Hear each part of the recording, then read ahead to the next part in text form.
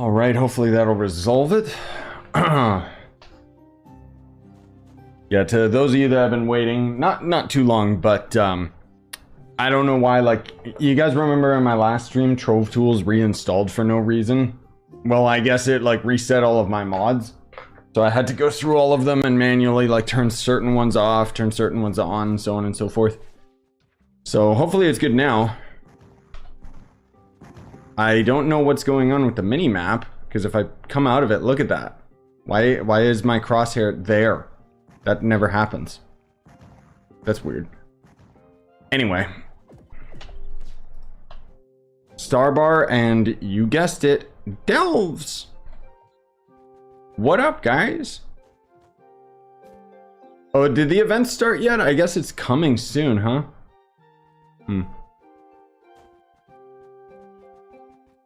What about this idiot? Does he finally work? No, of course he doesn't. What about this idiot? Soaring Sharpener. No. Hey, MVD. I don't know why, oh, there we go. Your icon didn't show up for a second. YouTube dumb, lol. God, what is going on with my game? It's like freaking out. Jeez. Barely playable? Hello? Whoa, what is that little fat ally? That thing looks cool. Oh, that's E6. I might have that ally, I just forget, but that's beautiful. What? There's an update next week? Sweet. Yeah, probably gonna be Thanksgiving, right? Usually. God, my game is like barely functioning. Even my frame rate is awful. What the hell is going on? Is this the time that I finally just uninstall Trove tools because it just decided to stop working? Like, good lord. Yeah, the event. I don't know. They usually have the event around like American Thanksgiving time. I don't know when that is because I'm Canadian. And we have it at a different date.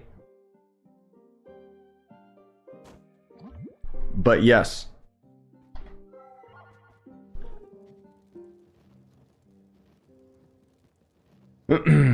What Fire and Ice? What are you talking about?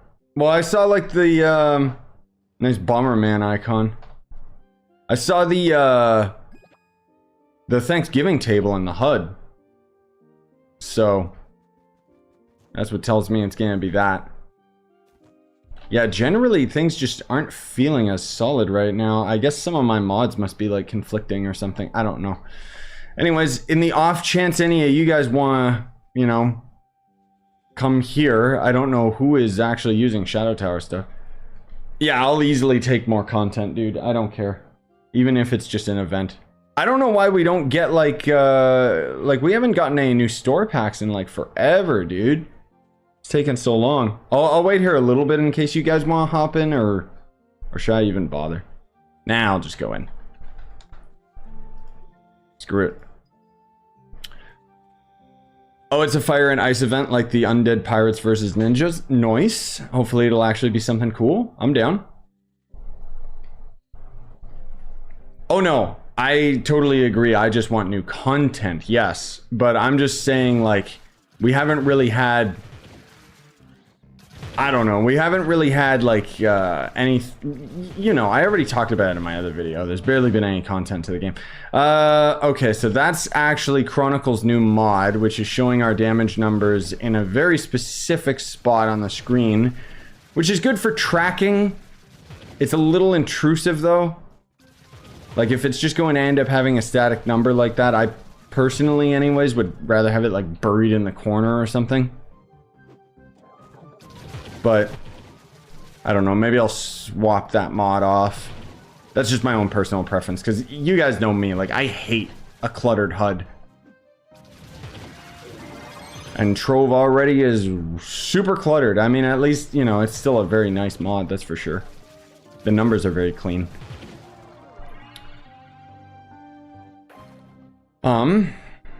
Oh yeah, sure. Yeah, if any of you guys want in, I can invite you as well. Just became pay to play today to unlock the Bard and Solarian. Ah, yes, the only way you can play them. Let's be real.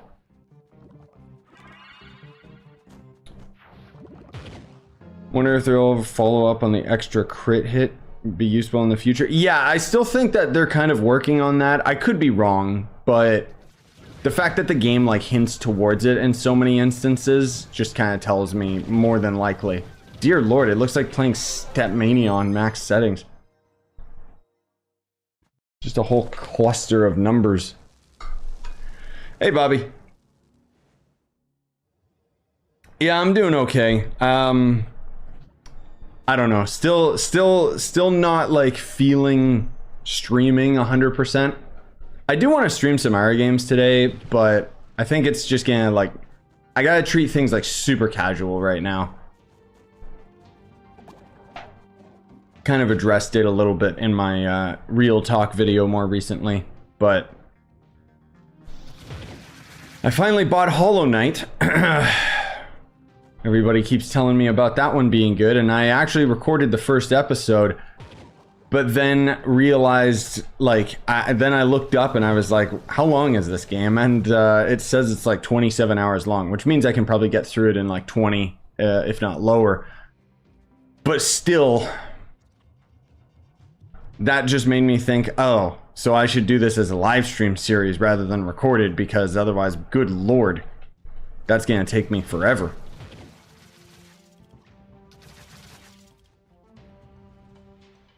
Well, the other thing that we could try as well, Bobby, I'm not super interested in the Payday beta, because yeah, Payday 3 has open beta now, guys, if you're interested. But we still had Baldur's Gate that we could try, Bobby. Because I keep wanting to like force myself to play it because everyone keeps saying how good it is, even though it's like, okay, is it really? I feel like it's gonna be a Sekiro situation where everyone's praising it and I just hate it. But being in multiplayer would make it fun. Oh, yeah.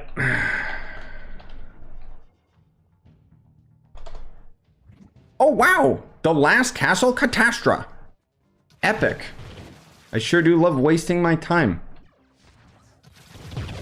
The other thing too, man, like...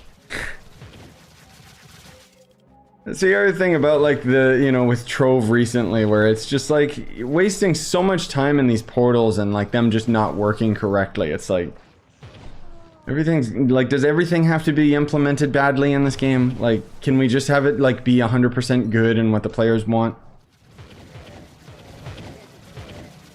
Yeah, we don't have to actually play it, Bobby. I'm just saying like it's still there as an option because we never tried it. Baldur's Gate is for D&D players, I think. Yeah, also perverts. I mean, you know. The thing is, I think I talked about this behind the scenes, but I'll just mention it in passing. What I immediately noticed and disliked about Baldur's Gate was that as soon as I got into the game and started like trying to make my choices, like it's funny how it's like it's supposed to be a D&D game where you role play as your character, right? But I immediately realized that I was role-playing as the character that the developers designed for me, not how I would react as a person. You know? Like, all of the choices were kind of cringy, and almost all of them led to sleeping with someone. Because they're nerds who, you know, have never felt the warmth of another human being. And so... that just was the big turnoff for me with Baldur's Gate. But the fact that it's multiplayer, maybe it could be fun. I don't know. I definitely would have to play it on easy mode because I don't like the combat.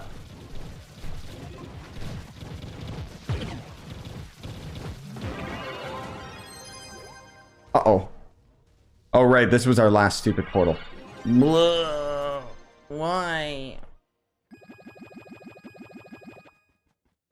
I should probably buy that, but I'm not going to. Did I secretly get the memento and then we're already like done with the stream today? That'd be kind of funny. Yeah, it's kind of just Dragon Age, exactly. Except I liked Dragon Age because it was third-person combat. You know? Like, that I can really get behind. Turn-based combat has to be, like, fun. for me to actually care, like Mario RPG, Chrono Trigger and stuff. That's not just nostalgia talking. Paper Mario games, those have really good turn-based combat as well. And I've heard Persona does, but I couldn't get past like the intro of the game. The anime plot was just so boring to me. Alright, is it just the three of us? I know, Chemical. Yeah, we're all still hoping to get that big update this year because we've had like Garbo updates for Trove all year, man. Also about playing Apex. No, on my bucket list is Titanfall 2. I'm not into Apex just because if I can, prefer playing games in third person. And honestly, as far as a Royale game is concerned, I already got Fortnite. Which I unironically enjoy since Zero Build was added because it's actually good. Okay, where is it? I know it was down here somewhere. How are these sorted? Are these sorted by username? No, they are clearly not. They're just kind of all over the place.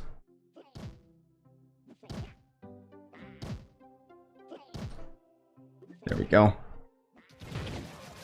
That'll change when we swap to the next world. A little intrusive. I know that it makes more sense to be there than on top of enemies and stuff, but it just, I don't know. Can you not move all 3 pearls to the last stat on a gem? I have 2 on light and it keeps moving to physical damage and back to crit damage. Oh no, you can move it to light. You're just getting really unlucky just because welcome to the Trove gems, bro.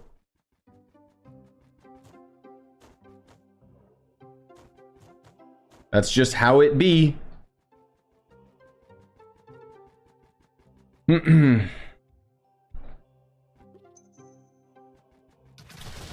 you like Ark? Yes. I've played it to death and will never go back to it. But I have a couple videos of it, if I recall. Most of all, I kind of just played it myself. Like back in the day.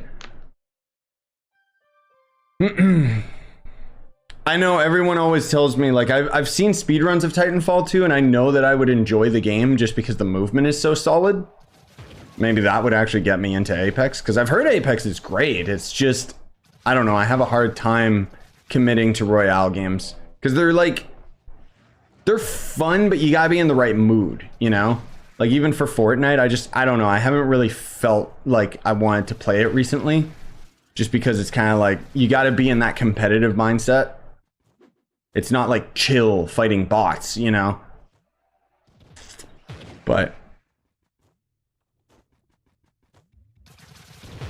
yeah, no, I know that this season's pretty good. The big thing is, now that they've got Zero Build, Fortnite is like actually a functional, fun video game. Like genuinely, it's not like cringy anymore. It's actually like a good game.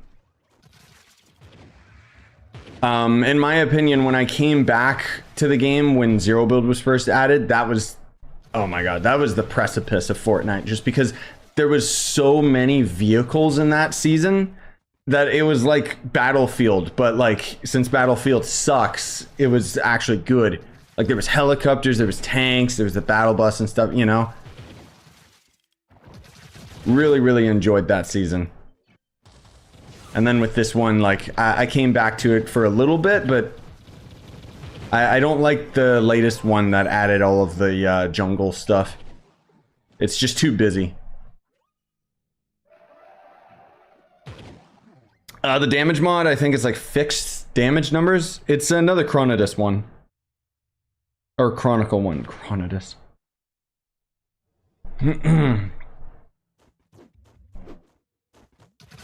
Carry me in both games. No, I don't need carrying, bro. More like I would carry you, right? No, I like Fortnite, but again, it's just, the thing is, like with these battle royale games, they kind of are just the same thing over and over again. So I don't know. I'm kind of burnt out on Fortnite right now, so I'm kind of just waiting for like the next map or something interesting. Because the other thing too is I can't believe how popular and how much money they make off of Fortnite, and then how many like bugs and issues that they just constantly have every season. Like the game is barely functional half of the time, and it's frustrating. Like, oh, we added vaulting. Okay, we removed vaulting because it was causing people to lag out of the game. Like what? What? I think that's been resolved by now, but.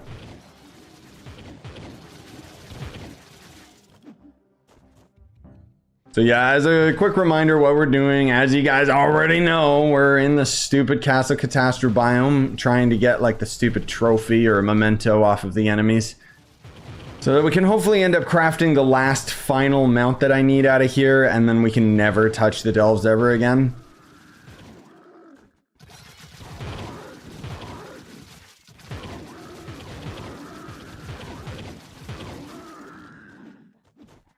But I've been getting super unlucky, and unfortunately we're talking about Trove, so I have to get it as a drop. I can't like trade it with other people or anything cool. Oh, we missed a couple enemies. Who cares?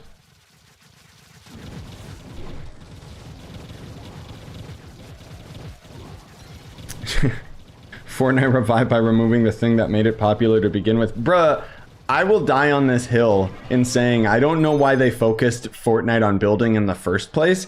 I wanted zero build day one. Like, I hated the building. Lots of people did. That's why, like, suddenly they started having a huge spike of players when they removed the stupid building. Wow, go figure. People actually want to play a good video game.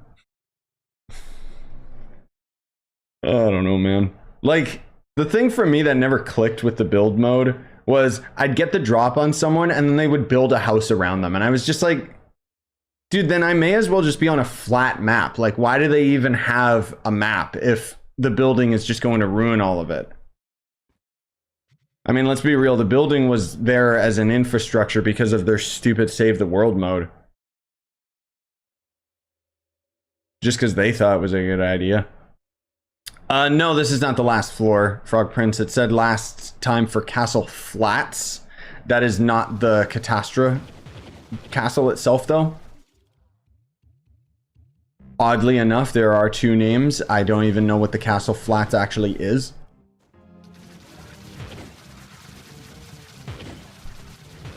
It's stupid.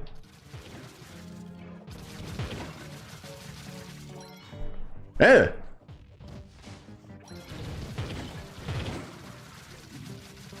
Yeah, the new, I know, the new delve is the Castle Catastra that's basically like themed against, it looks like Shadow Towers basically, and I love it. Everybody loves it, but we still gotta go, excuse me, we still gotta go through the preliminary like stupid portals because, you know, Trove. Didn't like, I think I saw a tweet today. I'm not gonna call it an X or whatever the hell Elon thinks that it is. Like, everyone's gonna keep calling it Twitter forever. And it's stupid because as soon as you say, "Hey guys, I'm gonna post a message on my X," it's like, what? Anyways, I think like one of the lead creators or something of Fortnite is like stepping down. One of the seniors. I have no idea who he actually is. I don't actually care. It just, I just noticed it earlier. I'm just waiting. Like, I just keep refreshing my my browser for when we get the official Nintendo Direct date. Last year, the Nintendo Direct was on the 28th. So I'm hoping that this one is going to be like halfway through the month, like soon, rather than all the way at the end. Just because it's Nintendo.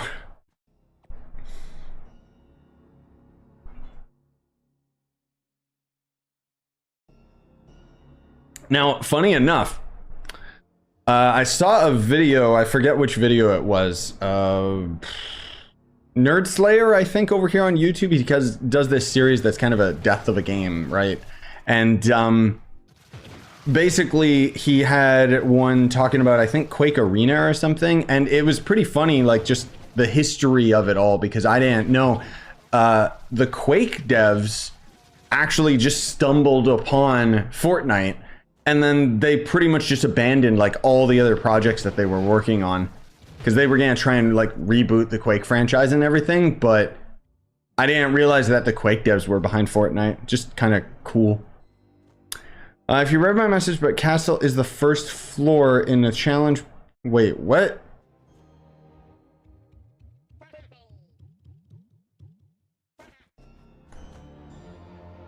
Sorry, you gotta explain that a little better, Chemical. My brain is too small to understand what you're saying.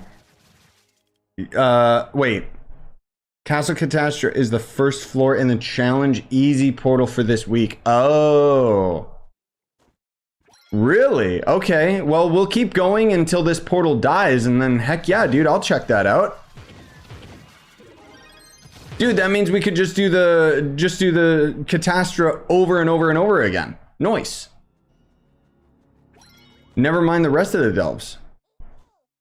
Normal challenge as well. Yeah, but I don't need the normal challenge because the only items that I need is the just the memento. Hell yeah, dude. Thanks for letting me know about that. I should make a video talking about that, but I didn't know that that was a thing for this week. That's too bad. Because if I knew, I would have been grinding that out like all week. Well, for a day or something solid just to get it out of the way. I don't even know what we're gonna go back to once we're done with this. I know that I still gotta do oh, look at that. I didn't notice the HUD did that now. I guess this mod got updated. Huh. Wait a minute. This was supposed to be a Catastra, wasn't it?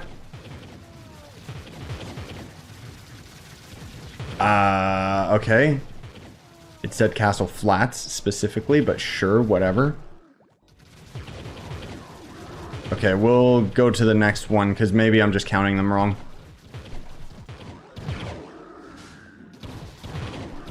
Oh, it's not? Frog? Okay.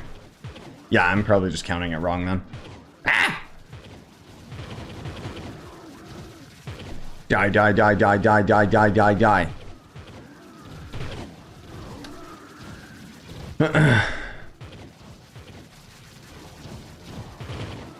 about Warzone? You ever played that? Yeah, I think I got some streams and videos on Warzone, if I'm not mistaken.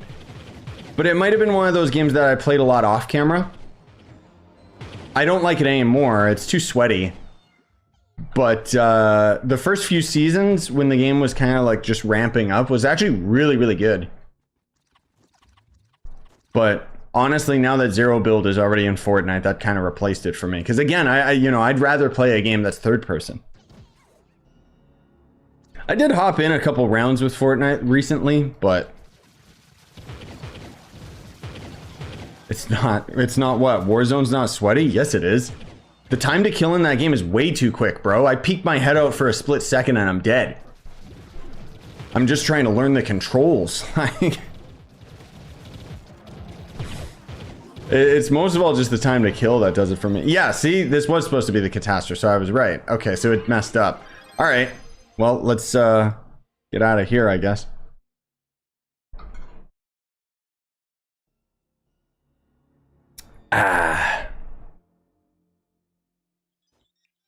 Yeah, again, I'm just waiting on the new map. I'm not the biggest fan of Royale games just in general, so wait, do I already have challenge portals? I might. Delve Gateway Challenge Mode. Is this the one? Why do I even have these private ones? Weird. Okay, I'm assuming that's it, right? Or is it these? No. Oh, challenge mode. I think they mean medium, because this one says easy and this one's just mode. Okay. You need challenge easy in order to keep starting at 110. Oh, so that's gonna get us to the starting floor over and over again. Well, I'll make 5 of them because I still need to keep my inert geodes. If I can. Okay.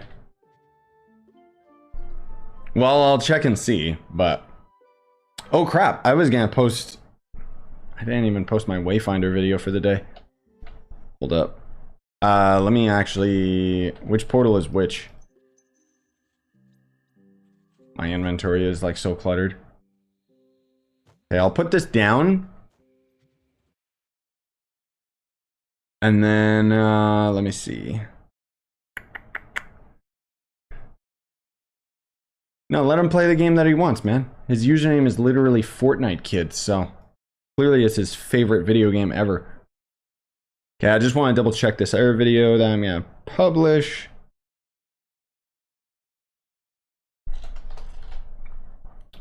I think it's all good.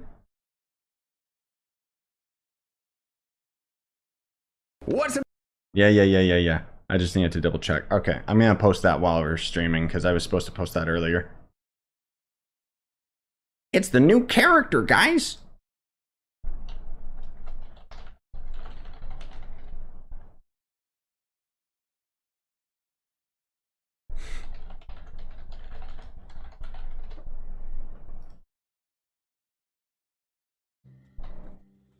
All right, let's see here.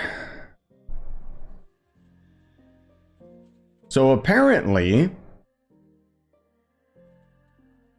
you're saying that this is already going to end up being the portal? No, Wayfinder, not Pathfinder. Ah, wow, dude. Okay, hell yeah. Well then. Super quick, super easy. Okay. Yeah, the leaked Wayfinder is a furry. I mean, it kind of makes sense, right? With how popular that's been getting lately. I just don't like him because he looks like Beauty and the Beast. But, I mean, maybe he'll have, like, cool werewolf animations or something. I don't know. Oh my god, there's so many enemies in this one, too. Well, then.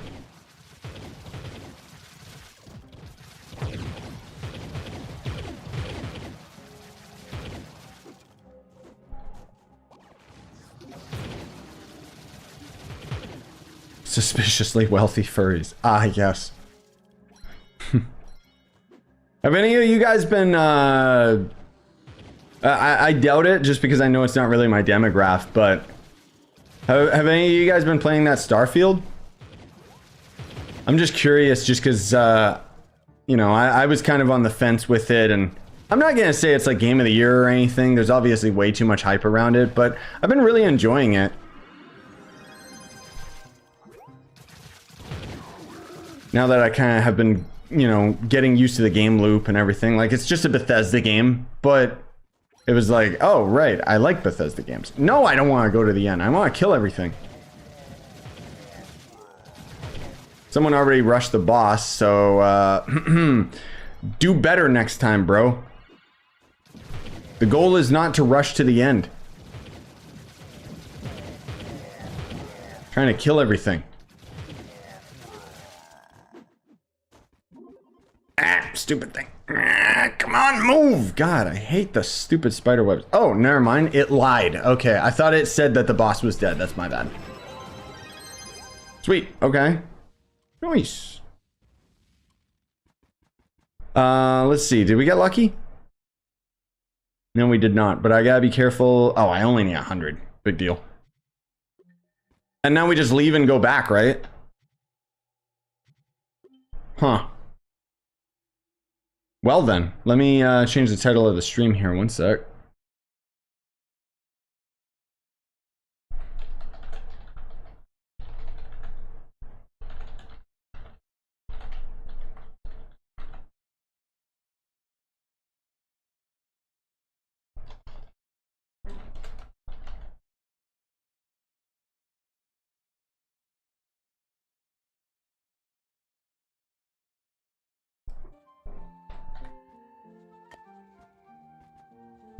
Okay.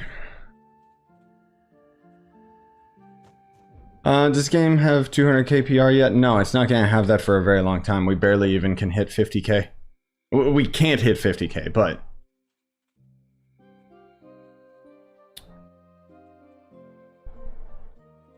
Wait, what about the boss? What are you talking about? The boss has nothing to do with going to the depth.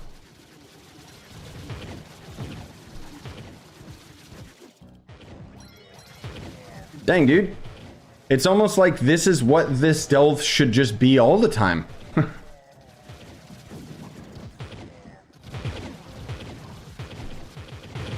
But, Yeah, it's tied to the portal. Yeah, I should have mentioned as well, like, we don't want to open that stupid portal, because if we do, it's going to throw us into the next floor, because this is a challenge delve, so the progression is saved, right?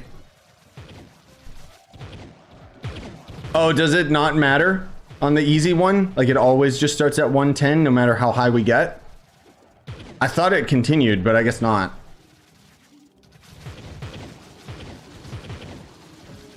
Oh, okay, so it's just in the medium difficulty. Yeah, because I never really did the easy ones, so, okay. Good, then we don't gotta worry about it.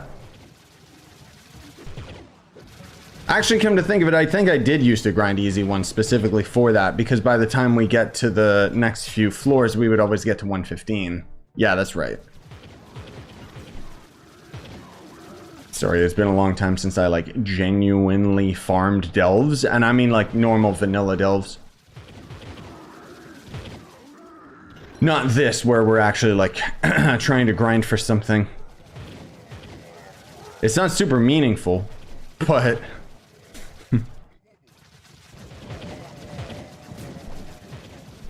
Did we win? I think so. Kill them all. Cull them.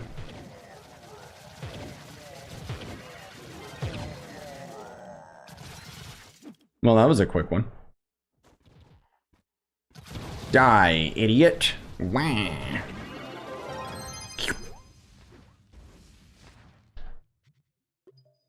Back to the club world we go. I'm gonna end up spending all my stupid inert geodes, bro. Well, that's cool though. Like, again, I wish that this is what it was, bro. Like, why can't this just be what the delve is over and over and over again? Better yet, rather than having to constantly open new portals, how about we just have it so that it's just Castle Catastra, no matter how deep we go? That's how the delves should be as a whole. Like, it should always just generate the same, like, biome that you're going for over and over again. But it never does, and it's stupid. Like, even beyond Castle Catastra, it should just be like that. Because delve's dumb, lol. Hey, Goofy.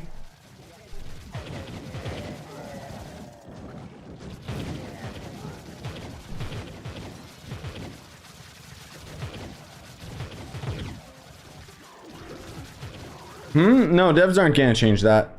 There's they have too much, like, investment in the way that they've designed the delves. It would just be... It wouldn't be cost effective for them to make these changes. Unless they found some way to, like, horribly monetize delves beyond the fact that you can buy portals. I don't know anyone who does, but you can. Somebody thought that was a good decision. Probably game ago, honestly. The thing is, like, as we've already seen with these portals, it's just not worth it. Like, half the time the portal breaks in the first place. Why would I, like, imagine spending your hard-earned money to get, like, one of these portals, and then you can only go, like, 2 floors in because, like, the portal stops generating the biome. Like, so stupid. Oh god, Fortnite kid, I'm too old, don't even ask. I'm a dinosaur, as you can already see.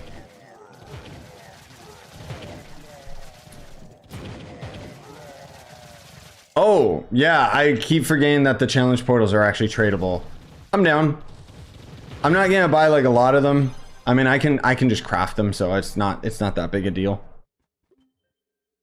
But at the least, this means guaranteed, like, we might end up doing a pretty lengthy stream today because we kind of got to take advantage of this. And so help me, I'm going to get these, mementos and I'm going to get this done today. Like, I swear to God, I'm so sick of this delve. There's only a couple because no one's crafting them. I don't doubt it because people probably bought them all up. We had a 5th person before.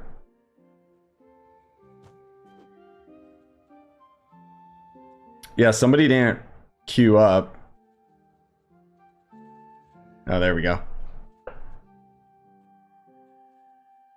And before they had a expensive portal that never gets the purple text for a lot of credits. I mean, honestly, if they, like, if the base ones already did that, like, they're already, like, too expensive where they're, like, a, you know, 100 credits each or something like that. But, legit, that would be, that would actually be fine. And then just make it so that it's player tradable, of course. I mean, I guess credits are already player tradable, but hey. 15, and I can bench almost twice my weight. Yeah, because you only weigh like 50 pounds.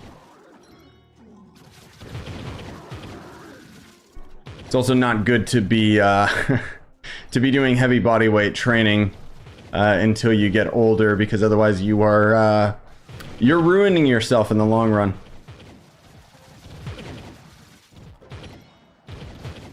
Once your bones have set in. Or whatever the heck it is. There's some medical term for it. I forget what it's called. But I always found it funny because sometimes when I'd go to the gym, you'd see like these parents going there with their kids, and it's just like, you shouldn't be doing that. That's okay, whatever. I don't know what kg translates into, or kilograms. I'll Google it in a sec, but I'm assuming impressive, I guess.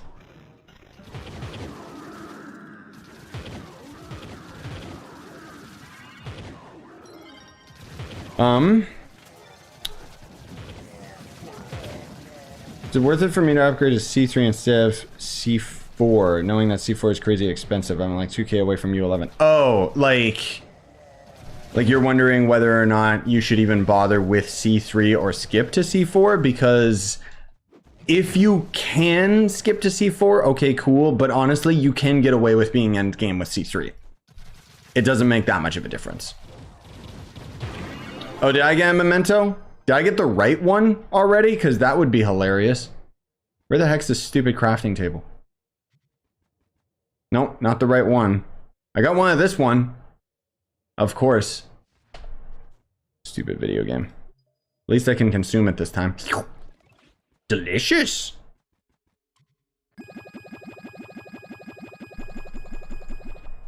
Yeah, let's get rid of all those. Alright, let's see. Kilograms to pounds. Oh yeah, so 185 pounds. Not bad. Not bad. I mean, that's pretty good.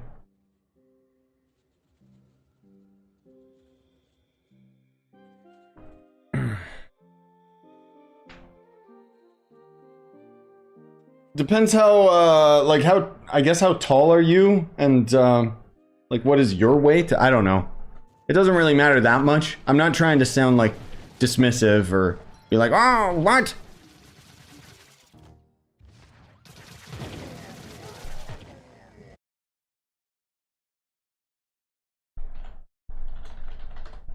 Wait, what? Do I bench? Wait, I bench 144 kg? No, you don't. Straight up, no, you don't. You're not benching 300 pounds. Not unless you're like 8 feet tall and you yourself weigh 200 pounds. There's just no way. Or you're on steroids.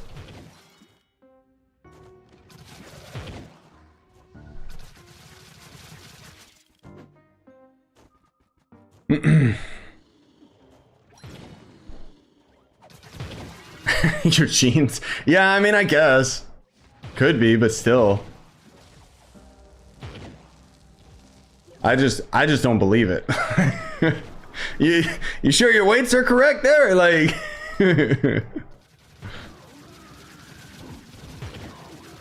yeah, the fast bow is the class gem ability for Shadow Hunter. It just makes you rapid fire.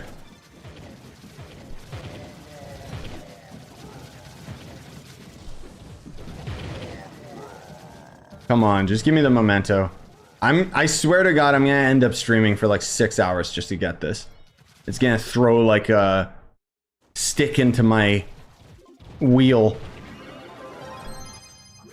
so quickly that I'm gonna have to do this like all day long just to get the one stupid item.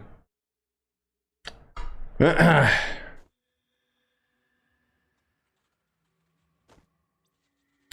I like, it's not super easy to just skip to C4, but I mean, if you can afford it. Oh, I gotta craft more.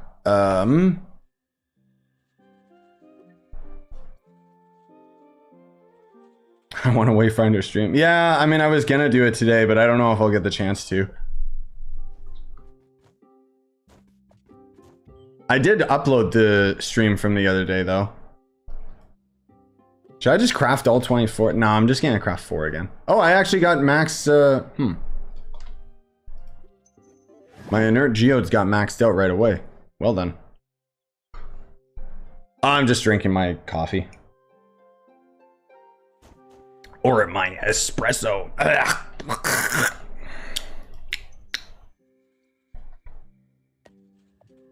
Here we go, boys. Wah! I mean, the thing is, like, when you destroy the C3, you do get quite a bit of resources back, but the main thing is, like, how unapproachable is C4? Because if you can manage to actually go to C4, okay, cool.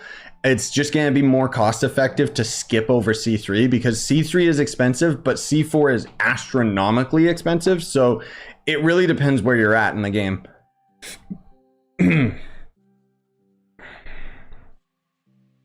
You can't get it and it'll lag out your inventory. Ah, yes. Did, so any Wayfinders in chat, by the way, did the patch go out today where we were supposed to be able to, they mentioned it in their Discord where we were supposed to be able to destroy echoes for dust, pretty much just Trove gem dust. But I couldn't figure out how to do that, if it even went live. They might have delayed it.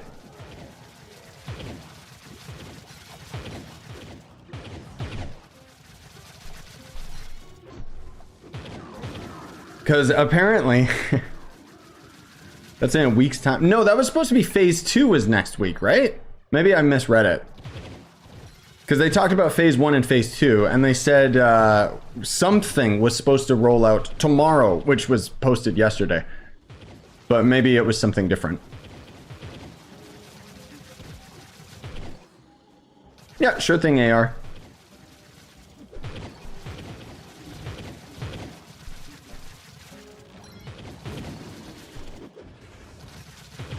Yeah, I ended up, I hopped on Wayfinder earlier and I took the opportunity. I pretty much just recycled all my echoes and swapped them all onto Windgrave because I'm just going to 100% be him as my main for the meantime.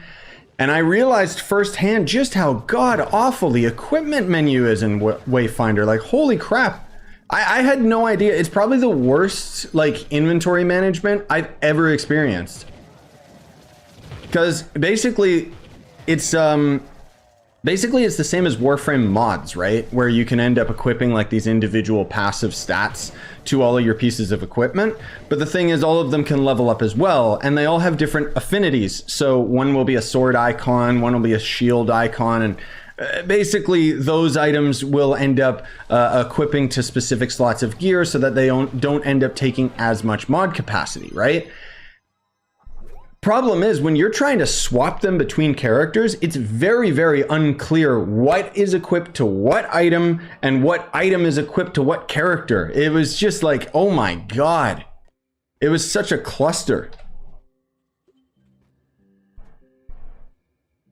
Worse than Starfield? Yeah, way worse than Starfield. Starfield's not bad, but it's just not good. Their UI is just a list of crap. You know, same as Skyrim. But I mean, we got mods to rectify that. Like, there's a lot of hate going towards Starfield, and I mean, even I was on that fence as well, and I can still recognize its faults. But I've been enjoying it. It's kind of one of those things where it's bittersweet, you know, because it's like, I'm realizing, oh, it's gonna be like 20 years before we get the next Elder Scrolls, so I may as well play Starfield now. Apparently there's New Game Plus as well, which doesn't make any sense in that type of a video game. where everything is level scaled and spongy. Like, what? In a game that progression ends? Sure. I mean, I guess the point is that you can just New Game Plus and complete all the same quests again. Get double the rewards? I don't know. It's just a very odd game. Fallout 4, but space themed. That's the best summary I could give. But oddly less janky. I think the Cyberpunk update comes out this month as well. I might check that out. It's been a while since I played that game.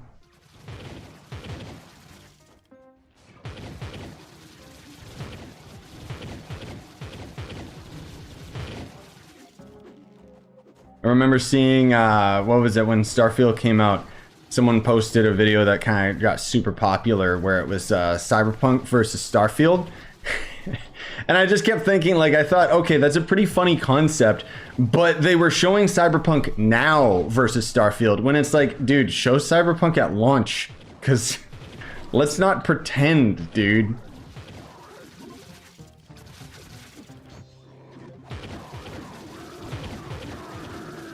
There's supposed to be different rewards for New Game Plus. Oh, okay, well, that's pretty cool.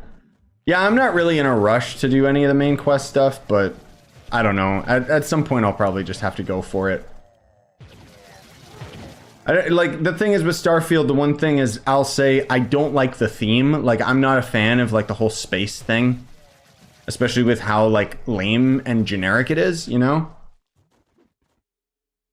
Like, ooh, I'm in a moon space outfit. Wow, this is really protecting me against bullets. Like, where's my armor?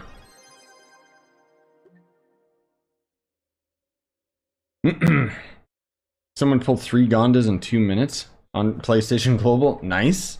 They probably had like hundreds, if not thousands, of boxes, though. Let's be real.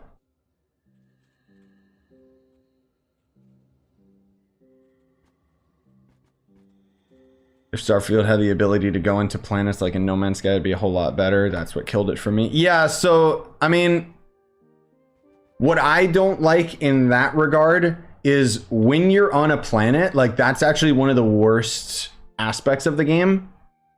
That's kind of what I realized is when you're doing space stuff and you're like landing on space stations or going to the mainline planets that are much bigger, then it's actually like Bethesda good, you know? But as soon as you land on a planet and realize that you have to walk for 5 minutes to get to a cave that doesn't have anything, and I'm just sitting there like, I have a ship. Why can't I land over there? But I don't think that Starfield is necessarily trying to be like No Man's Sky. I mean, they have the scanning and they have the mining. But frankly speaking, like, crafting in that game is like so useless. I'm just selling all my resources now. And scanning is equally useless. Like, it's almost like those were the only things that they took to trick everyone into thinking it was like No Man's Sky. And then you realize, oh, no, it's just Skyrim in space. Which, again, is not a bad thing in my opinion, because I like Skyrim. You know, it gets memed and dunked on a lot. But I think we can all say we like Skyrim. Like, we've all played it. And everybody keeps buying it. That's why they keep selling it. I just want the next Elder Scrolls, man. Like, if the mechanics that they have in Starfield is a sneak peek of some of the mechanics that they're going to have in the next Elder Scrolls, ooh, it's going to be a good game. Because there's lots of nice stuff in Starfield. Like, I'm very surprised at Bethesda's restraint with this game. Because usually they're all just very in your face about everything. Which they still are with a lot of stuff, but anyways. I also started messing around with the shipbuilder, which is kind of cool. Kind of limited. It's not very intuitive, I'll say that. But, yeah. Regardless, I've been enjoying the game. I don't know if it's going to make it onto my Game of the Year list or anything. Because it's kind of just, what was the term that I saw someone use on Reddit? Like, boilerplate Bethesda game. So it's like, people that like Bethesda games are going to like Starfield. But then for everybody else, like, it's nothing new. I think it's most of all just because I haven't played a Bethesda game in so long, you know? But anyway. Let's see if we got lucky enough and got that stupid memento. Probably not. Nope. We're getting there. How many portals do I got? Well, I guess I should go craft some more anyway, because my inert geode's already maxed out again. I'm actually getting inert geode faster than I can spend it, so that's nice.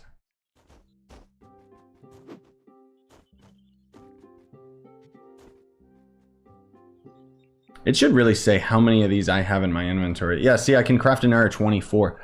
Is there any reason not to craft 24? Well, I'll do 10 just because I don't want to overdo it.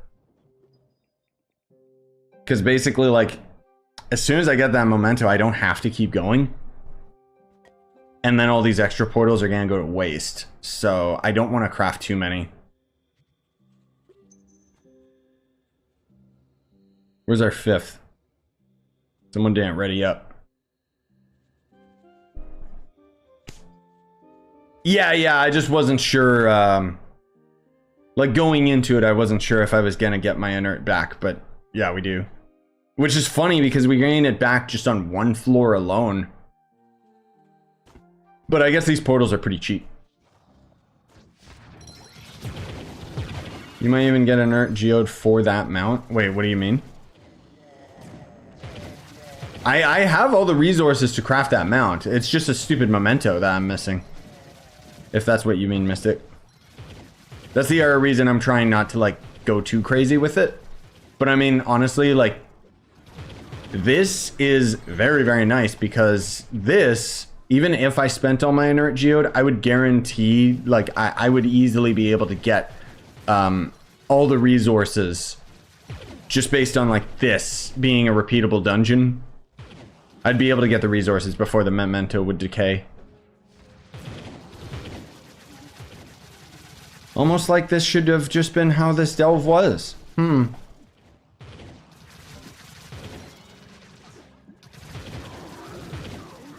I'll probably have to put like a short video or something, just let everybody else know about this. Kind of, you know, feel bad that I didn't know it earlier in the week. Because this is the weekly challenge, right? Like, as far as I know. Not like a daily.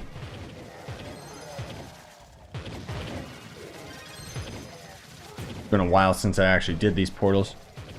Yeah, weekly, okay.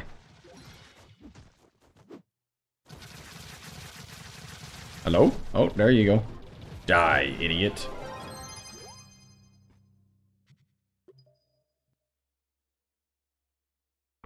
Ugh.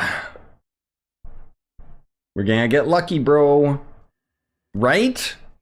I'm kidding. The epitaph is still registering as a rifle for me. Wait, what? Can you use it as a rifle? Like it's doing the animation? Because that'd be funny.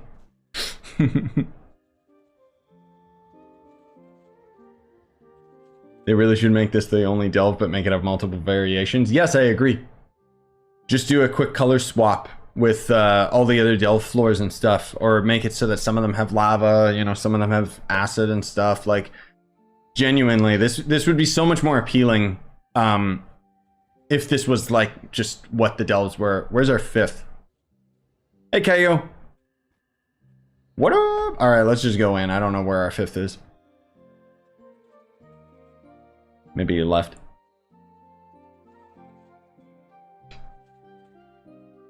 But yeah, I'm gonna be here for a couple hours, guys. Well, it depends how lucky we get. Maybe we can just get it right away, which would be very, very nice. I don't even know what we'll go back to, like, streaming with this game.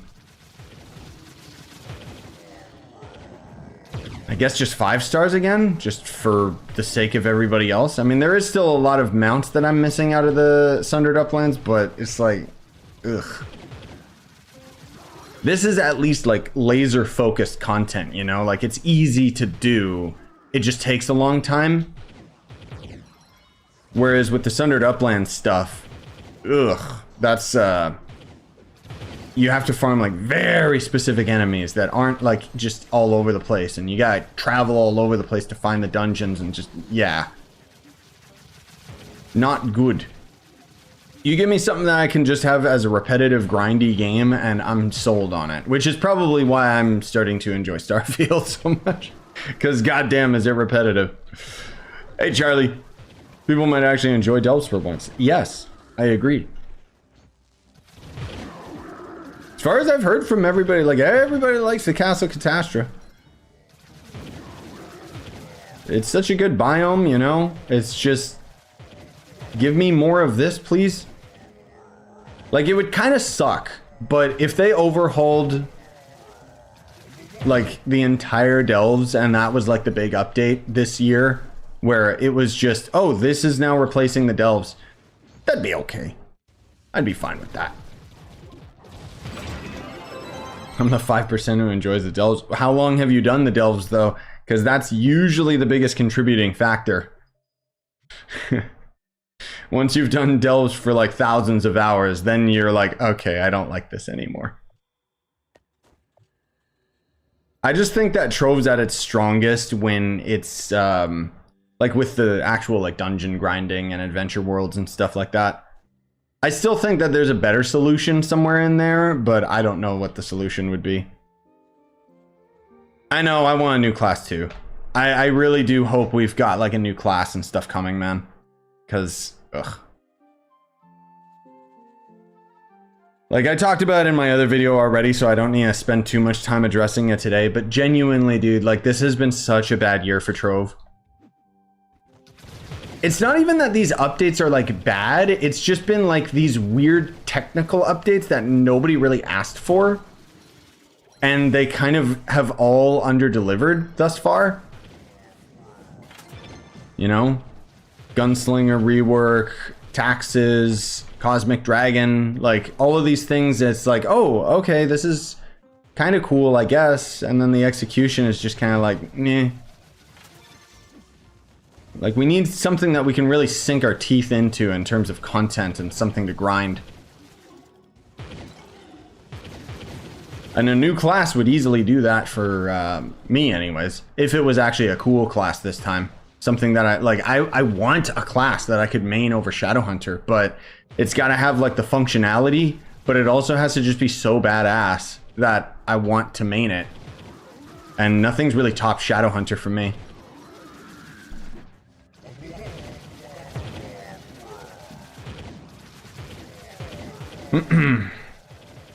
I know, I enjoy the concept of the Delves as well. I think that the mechanics are actually great, like the infinite dungeon. It's just, make it like this. Like, this is so much better. Or, oh, could you imagine? Dude. Could you imagine if they had...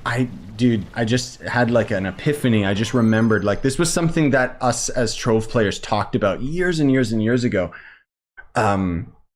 An adventure world, like a set static world that would have like repeatable dungeons in it and maybe like a couple quests and stuff like that, you know, like kind of a more traditional RPG map. That would be so cool. Or I just thought, like, what if we had like a more open-ended delve where you would have to like, you know, complete all the dungeons on that one map that would eventually end up opening up the portal so you could challenge the boss and then you could go deeper. Like, I don't know. I just feel like there's really, really nice potential with the mechanics that they've got set up that they're just not really utilizing in an interesting way. I think Delves in general, like a quick, easy fix would just be to change the aesthetics of it.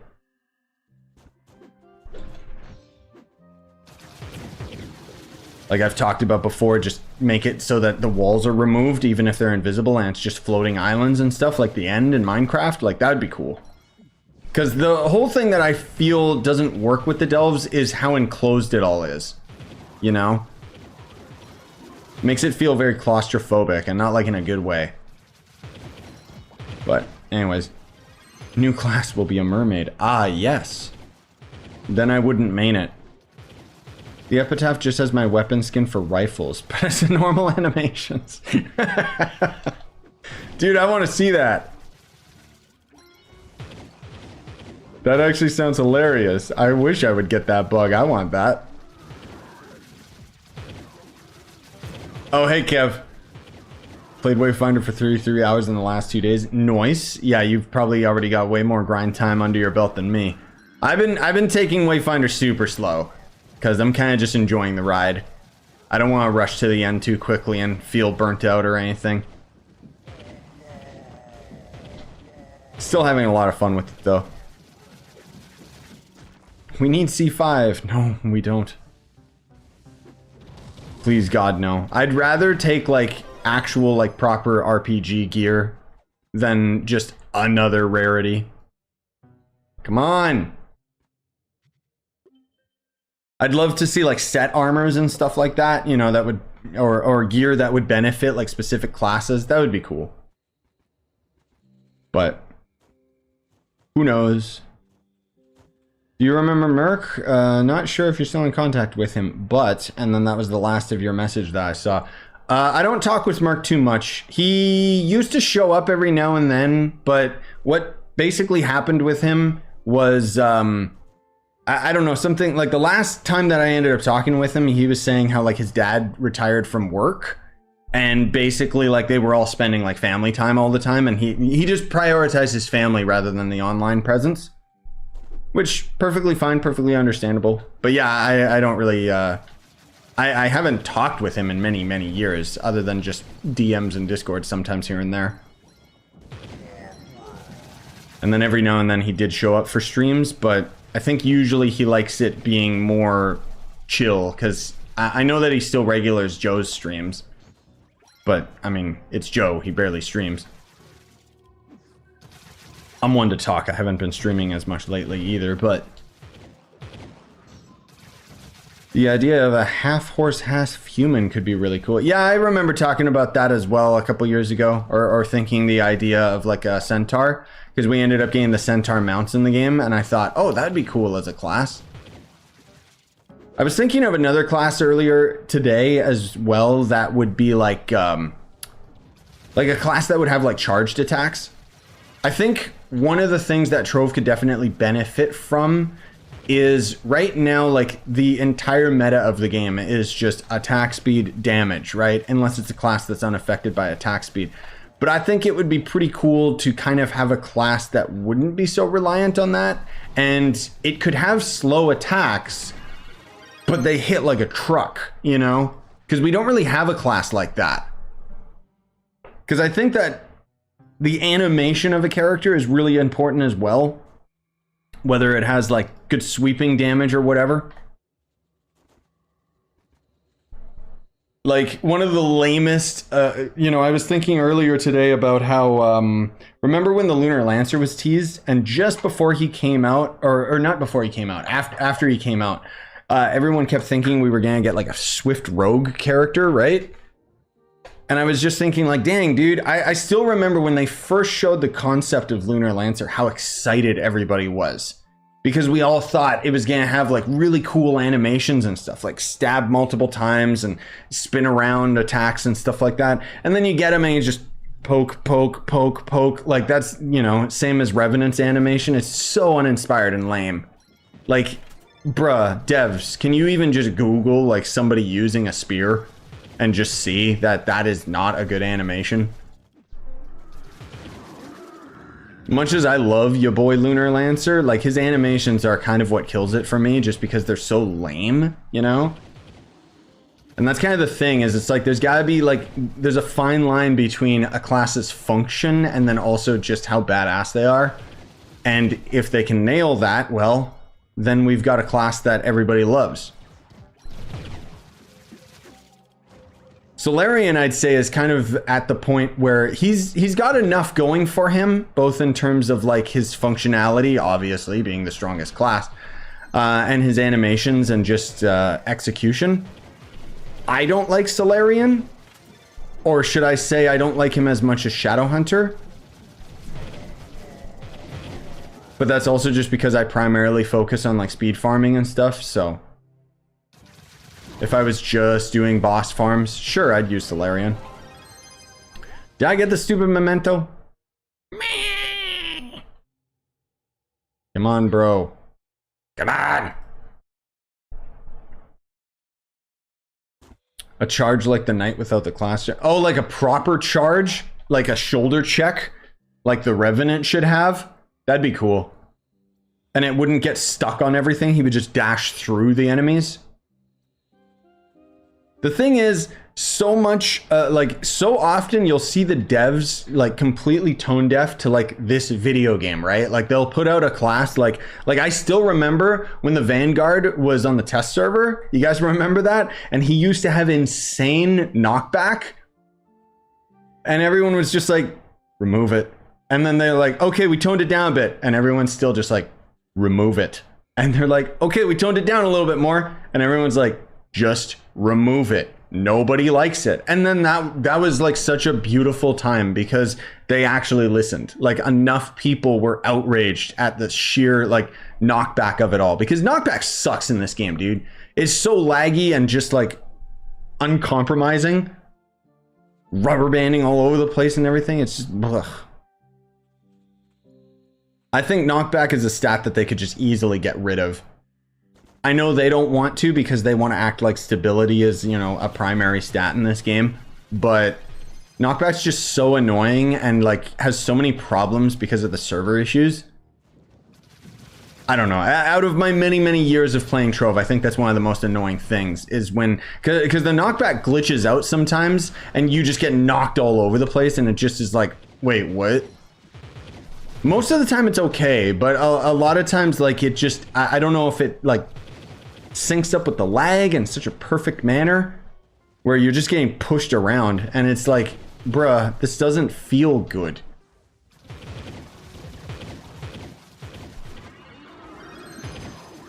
My point being is the devs do that from time to time where they'll like focus on like, oh, this class has a lot of knockback. That's its strength. And it's like, what? Nobody wants knockback because as soon as you knock back enemies, you're knocking them out of damage numbers. You know? I forget which other character ended up having that and they eventually removed it. Where the knockback was really bad.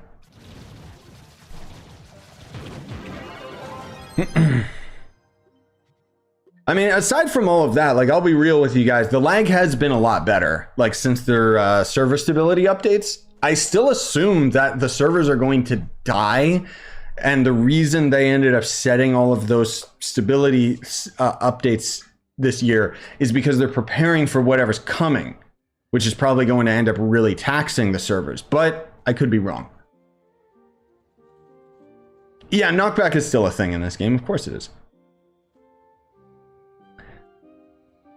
In Geode Superior worlds, when I get shot while in the air, I get sent to the moon. Yes, that is actually kind of okay. That's kind of a speed tech thing that myself and a lot of other people do. Not to act like it's super complicated. It's just quite literally, oh, you see a bee or a long range enemy, just make sure that you jump in the air when you're moving away from them, because with their tracking, they're gonna hit you and then they usually knock you back. So it gives you a really good speed boost. Like, I know it wouldn't make much sense, but I think that it would be a lot better if maybe stability would be like a stat that would actively adjust based on whether you were in the air or on the ground. I know that doesn't make sense in terms of Trove's mechanics. It would probably be like way too complicated, but I think it would be, I think it'd be pretty cool if like maybe our stability got cranked up.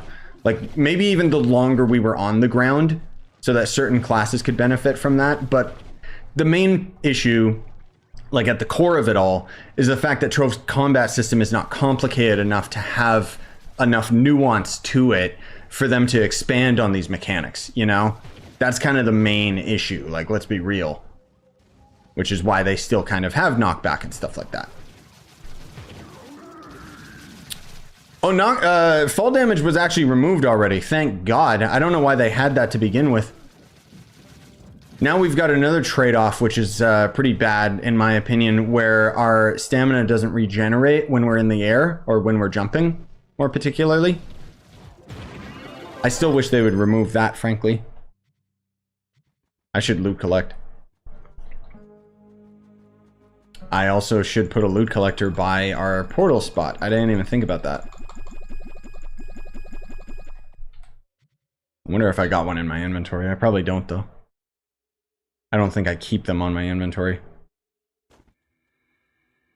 Yeah, let me, let's see. Do I got one? No? Okay. I'll put one down. Builder's bench? Yeah. Been years since I actually crafted one.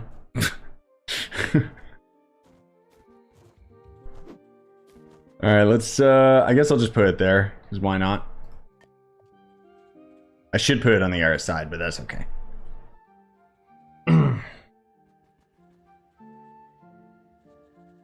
Not to mention some enemies lose interest in you and gain all their health back. That is not as big of a problem as it is in some other games, I would say. It still can be an issue if you're trying to like lure enemies away or during like events where the enemies are like, you know, have a shield or something. And then, they regenerated. But generally speaking, I haven't really noticed that being too much of a problem.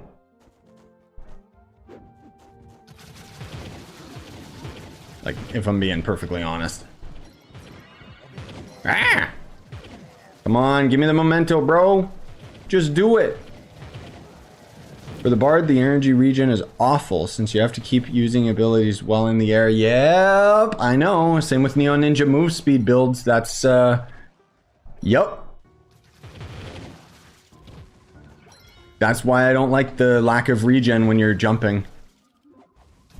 Like, Neon Ninja is super speedy on the ground because you can regen your energy quick enough. Can you guys slow down? We're all here. It's not your portal. It's ours. You're missing enemies too. Otherwise, I'm not going to invite you into the next one. Why are you spamming depth 110? Because right now, Chemical let me know about this, which is beautiful. Apparently, we've got this portal as, like the easy challenge portal is generating Castle Catastra over and over again. So we're just repeating it over and over and over again so that we can get all the items that we need out of this area. Which, by the way, I want to say, which I think is ridiculous. Look how many of these we've done, and we haven't had the merchant spawn. Like, this freaking game, dude. Because if the merchant spawns, I can spend my gemeralds and upgrade my stupid inert wallet. But nope.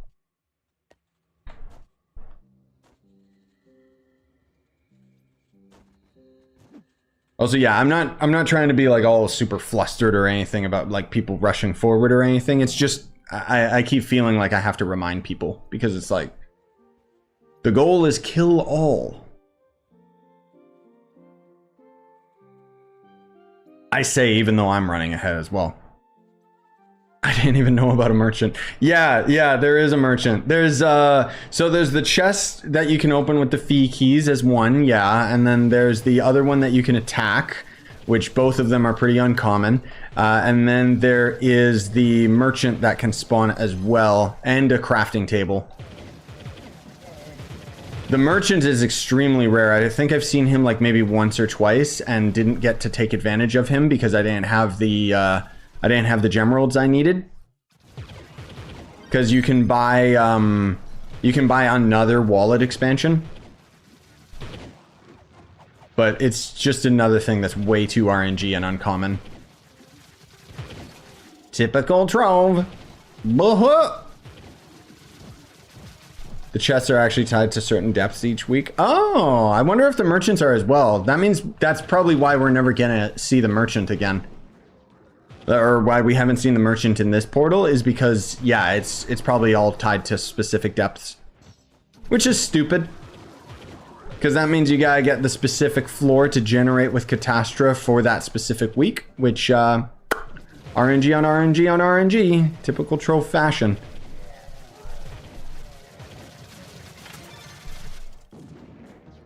Guys, I got Binding Darkness. If you want to end up joining the club, your best bet is to hop in the Discord and ask there. Links in the description. You don't gotta stay in the Discord or anything. It's just literally the easiest method. Sorry to say I don't do invites during streams, because otherwise I get too distracted with it. But I do invites off camera. I just realized you don't have the final mastery sigil. Are you not max mastery? God, no. No, I stopped going for mastery years ago. Most of all, I've explained this before, but basically, I think it was around the Gardening 2.0 update where they added these, there's these allies that could spawn in habitats. You might remember, you might not, because generally speaking, nobody really messes with gardening anymore. And basically it was this really, really annoying system where you had to have a habitat down and you had to interact with it every day. And then sometimes it would generate an ally and then that ally would give you mastery, right? And okay, you know, I was still on top of my mastery at that point. And then like a couple updates later when nobody was messing with gardening anymore, they added more allies to the habitat. And then I was just like, I'm done. I'm not going for mastery anymore. Because the mechanics behind it all are just like wasting time. Like it's not interesting. It's not gameplay. It's literally just log in and hope and spend like all these resources crafting all of these things, which means that you have to actively go and grind resources that you wouldn't normally grind, which is boring. And it was just like, nah, I don't care. Was it the same with fishing? Well, by the time fishing 2.0 or whatever you want to call it, the fishing update came out, like I was already in that mindset where it's like, I'm not going to force myself to do things that I don't want to do in this game.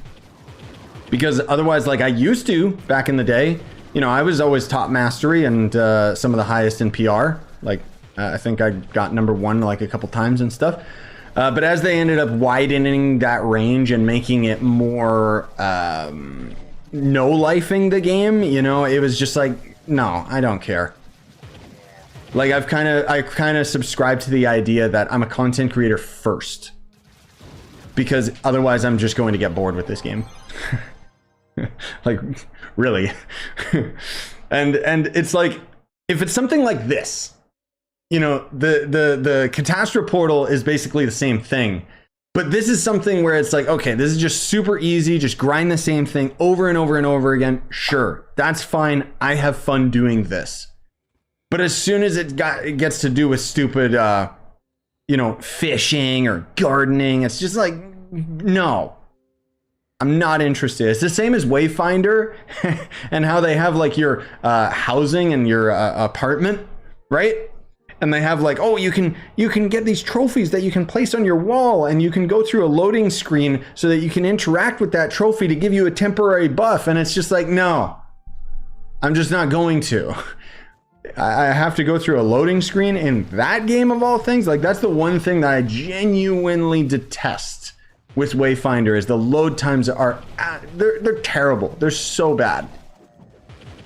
I feel like that should be one of their top priorities. On top of stability with the game, make the load times better, man. I still remember in Trove when they first added load times, because believe it or not, the way that Trove generates a world is when you go into the world, you'd be there instantly. The only thing is you would actually go into the world so fast that you'd be in a chunk error, just floating in space. And somewhere along the lines, I guess they decided that they didn't like that. And so all the loading screen does in Trove is basically just cover your screen until the chunks go away. Because otherwise you're still loaded into the world right away. It just locks out your controls and stuff. I still preferred it when it was instant. You know, it's the same as in the beta for Wayfinder. You could fast travel instantly. You would open up your map and then boom, wherever you would click, you would just go to that location, right? And then for whatever reason, they added a stupid animation to fast travel now, and I hate it. Anything that takes away from my gameplay is just like, no. Bad. Did I get lucky? Did I get the thing yet? No. Gross.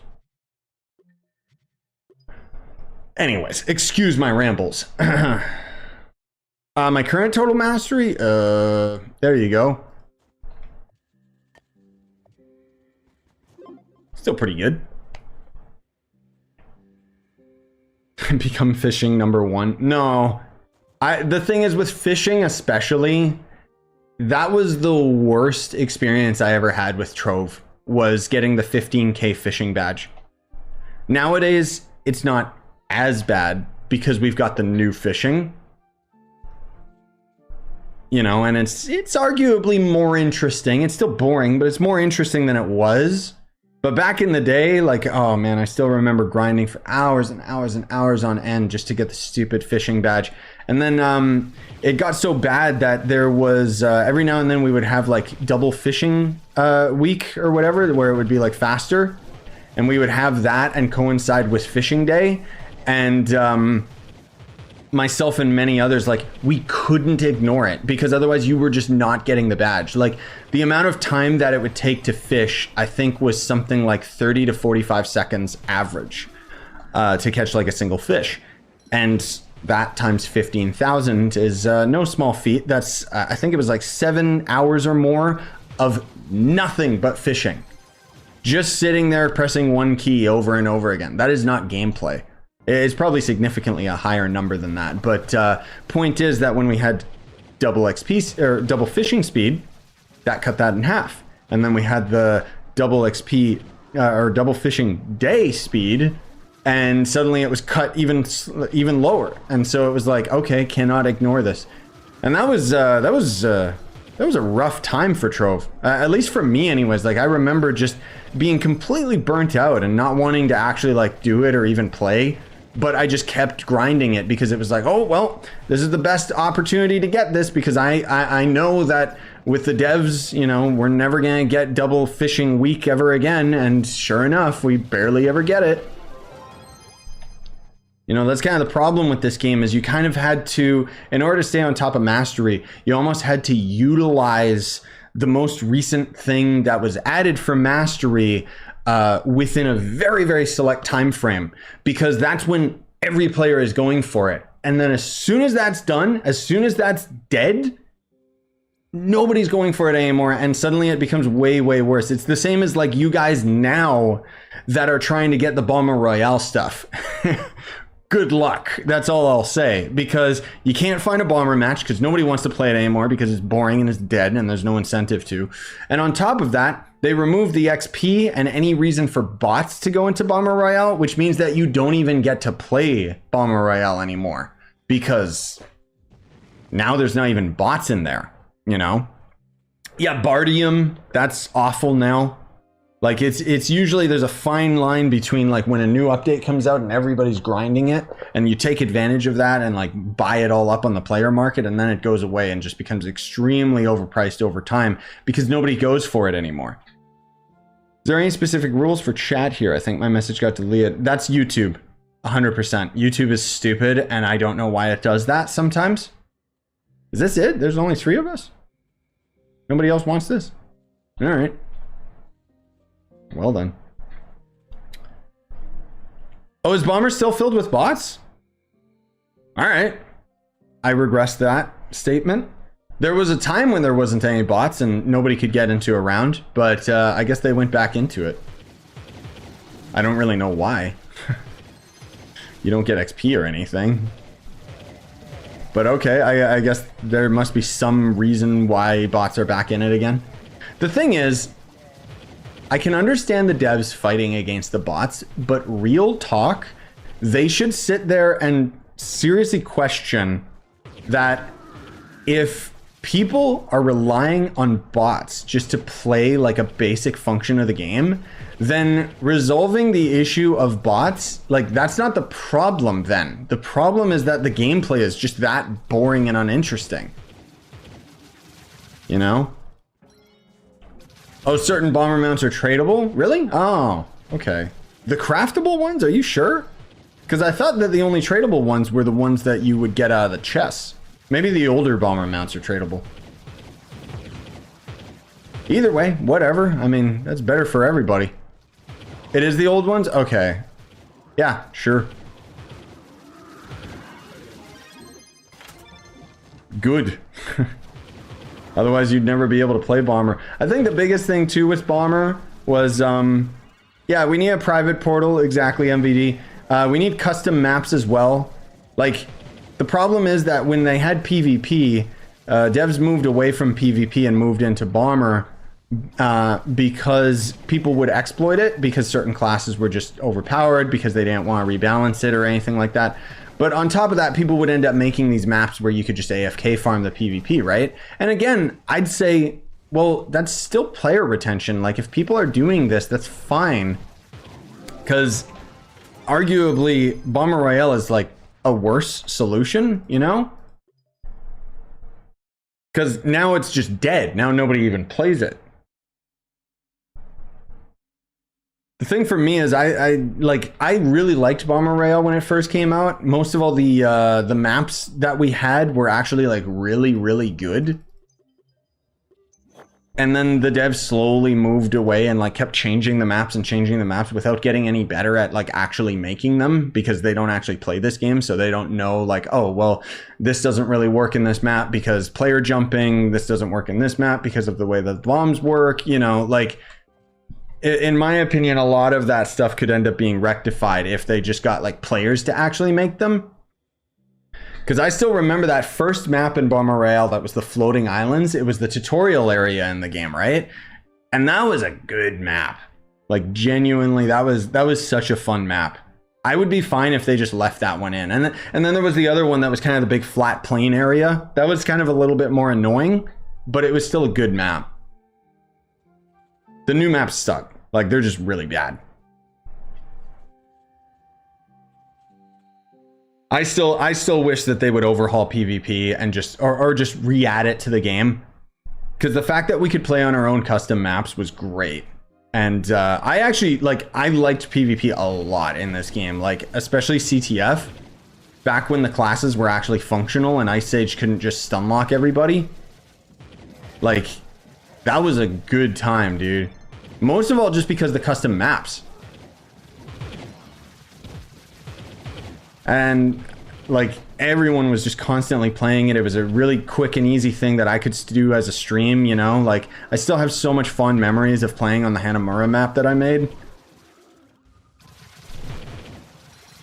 And I think that was the last time that I did like any big significant builds outside of the now Team Pixel Hub, obviously. But God, that was peak. Bomber Royale, even at its finest, was not nearly as good as just PvP.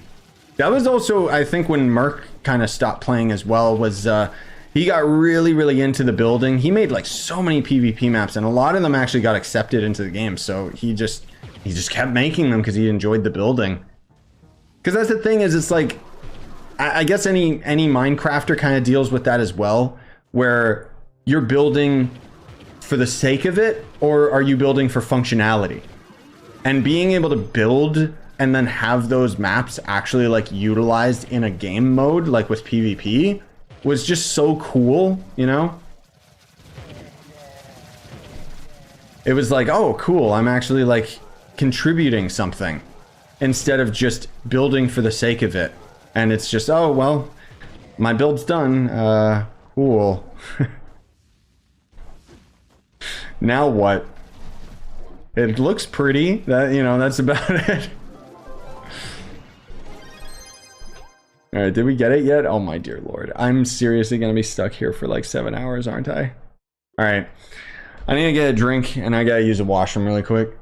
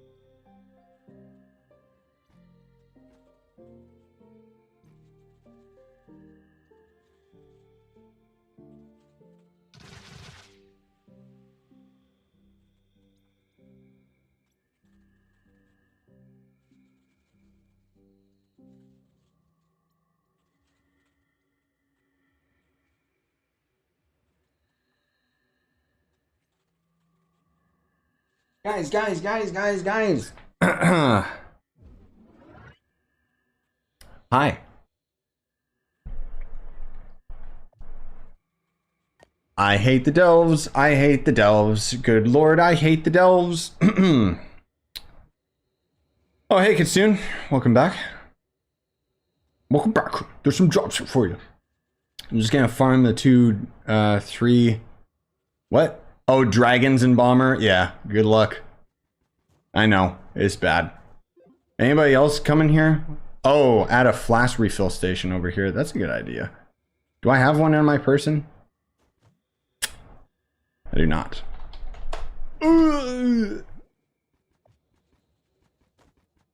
Builder?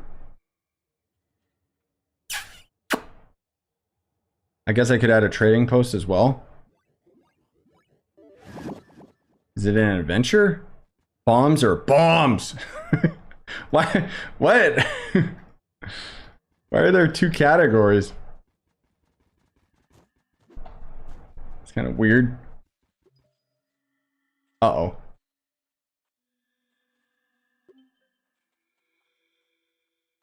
Hello, game?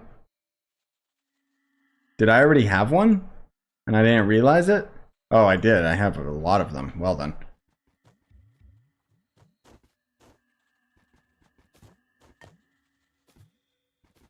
Okay, and then I'll put that there. Just 2 people? No, I know that the bombs is for bulk crafting. I just thought it was funny because I didn't notice that they added that. All right, it's just us. Here we go. Speaking of, I don't know if it's just a coincidence, by the way, Chemical, that you use Bomberman as your profile picture, but there's a, I think Bomberman R2 is coming out or something, and finally is a Bomberman that has like a single player adventure mode again. I mean, maybe you just like Bomberman as a character, but oh man, I used to love the Bomberman games. I think Microsoft bought them, right? And ever since then, they sucked.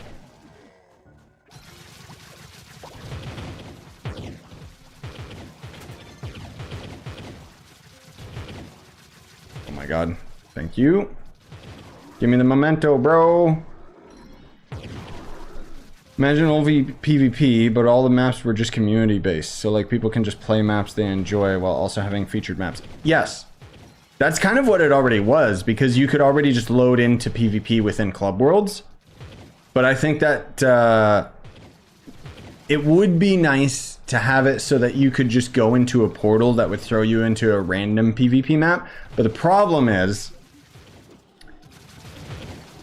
obviously, then people would have naughty builds that would show up. That's kind of always the big problem, is if people can do it, they will do it. Which, yeah.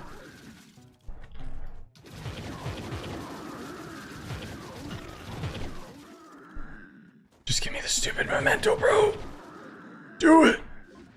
Want to play something else?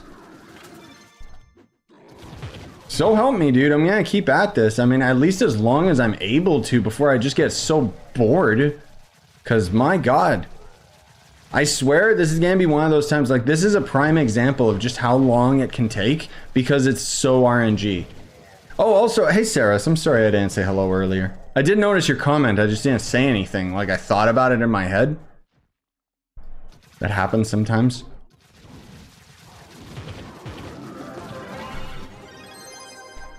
Did I get it, guys? Oh. Oh. Bro. Sure. Core Keeper.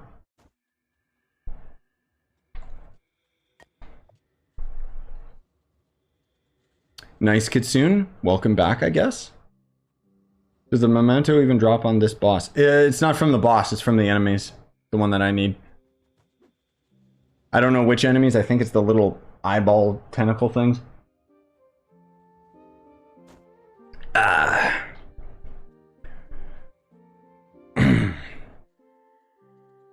But, yeah. I believe in a memento. Yeah, me too, dude. We just gotta do the Toastman chant. Toastman, Toastman, Toastman.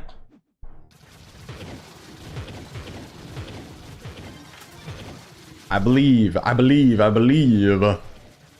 Dude, I don't know why the thought just randomly popped in my head. Give me Little Nightmares 3. I'm so pumped that they actually announced that one. Oh, Saris. So it's just speculation, but I think we talked about this before.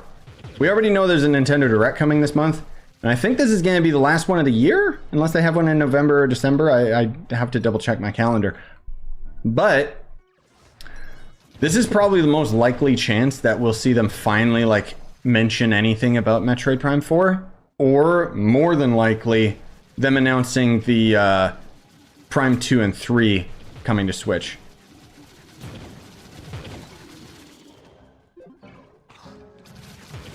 I would just assume anyways, unless they're saving those for next year and just doing a one-year thing. But we shall see. I honestly hope, I think that they'll probably have like a last direct at the end of the year sometime. And that'll probably be like around the holidays. That'll be when they announce their next console. And it'll be like just focused on the new console. It's just speculation. Same as all the other leakers. Dude, it frustrates me to know of, like, to the end of the earth, because you see all these people like, oh, leakers and rumors are circulating that there's gonna be a direct. Oh, a reliable source says there's a direct. You mean my calendar? All you gotta do is, to be a leaker these days, is just mark the fact that there's a direct. Like, just literally, I'll give you guys a pro tip right here. You'll know whenever there's a direct month. Mark your calendar when a direct hits and set that to annual.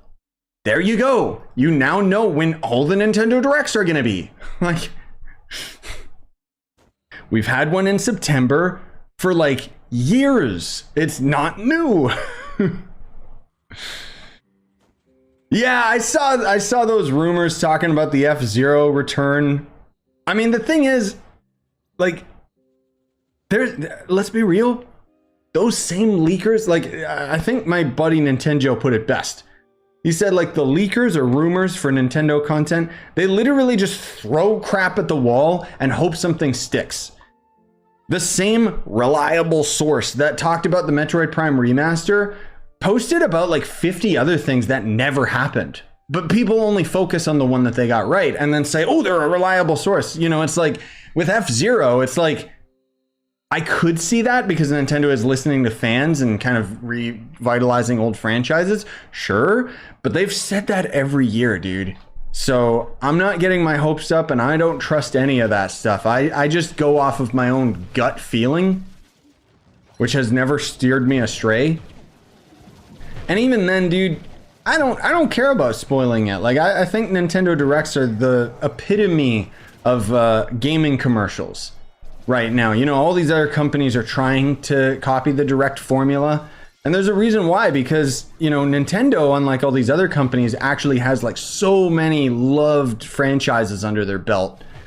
And when they have an announcement, they go hard because the people at Nintendo are Japanese and not Western developers focused on clickbait and garbage. So they actually have like passion behind their projects, and they all know, working at the company, okay, guys, let's not leak this because it's going to have a much stronger impact on people when it gets revealed. And it's not because of publicity or anything. It's just because they, you know, they want to surprise us and actually make like good things. Like the Mario RPG remake, that just blew me away. And people can go ahead and say like, oh, people leaked it. It's like a day before. Like, you know, that's not a leak. These are the same people that talked about the Switch Pro coming 3 years in a row. You want to know how I know that the next Switch console is coming? and that it's probably not going to actually be like a Switch Pro or a Switch 2, because it's Nintendo. They never repeat themselves, for better or worse. They always do like a new gimmick. And then on top of that, it is the 7-year cycle next year of the Nintendo Switch, and consoles always have 7 years before they move on to the next generation console. Excuse my ramblings, but like, I just find like the rumors and stuff, like I find it so frustrating, like how much credit people give to these scumbags that like don't actually have anything worthy to like say or contribute, you know? Why do these tweets get like 100,000 like upvotes and crap when it's like, what did they do exactly? and then, you know, game journalists in a nutshell is just, oh, take everything that we can. We don't care if it's rumors anymore. It gets the views.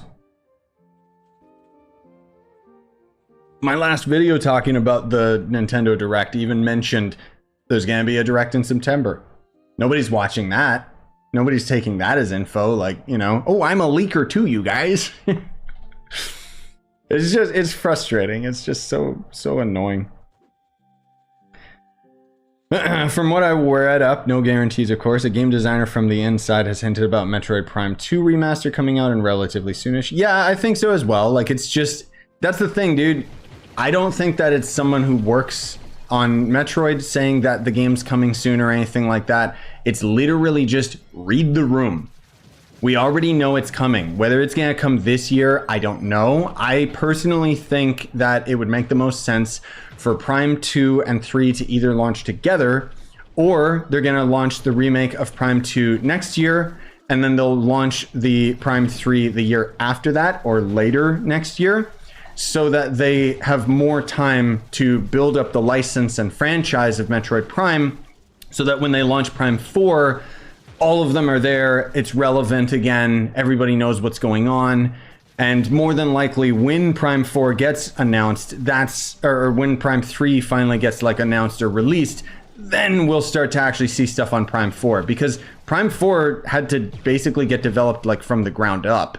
So it kind of makes sense why it's taking them so long to announce anything with it. And the remasters are, I'm not gonna say they're easy, but it's easy. The game's already all laid out for them. As you can tell, I'm kind of a Nintendo fan, you guys. Meh. I also love, like, the Metroid games. I can't afford it right now, just because, you know, condo living is hitting me hard. But goddamn, I want an Naruto tattoo, and I want a Metroid tattoo. Did we get it, you guys? Oh my god. Please, game! It feels like we've been at this for 10 years. Yeah, that'd be a good speculation, Saris. 6 to 7 months each. It might be longer than that. Who knows? But Nintendo's been on a roll lately, dude. Like, seriously. Oh, you got the Memento flaming? Nice! Stonks! Give it to me. Yeah. Who am I kidding? Let's craft an R7 of these, because obviously I'm not gonna get it.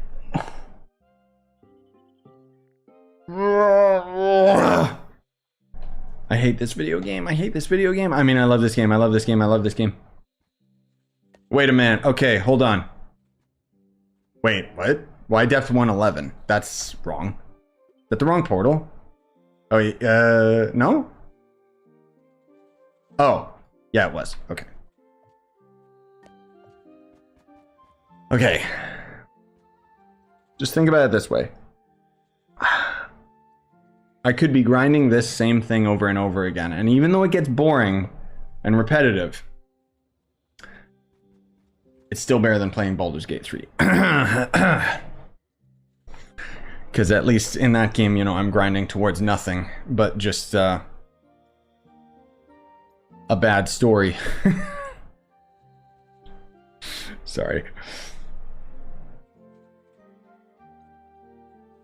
I'll die on this hill, man. I don't think Baldur's Gate is a game. Like, it's like Monopoly in a digital form. Like, I think it's really impressive that they managed to make D&D into a digital format.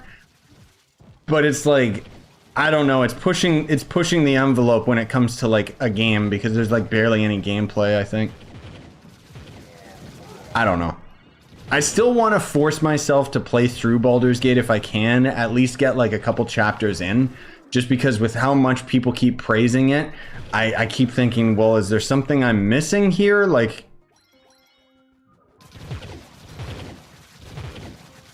but I think it's just one of those things where it's just, no.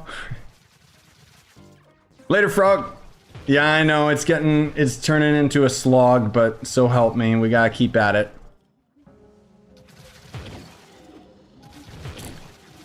Buy Q-Mento to unlock it. It's only 50 mil. Wait, what? What are you talking about? Mementos aren't tradable, MVD.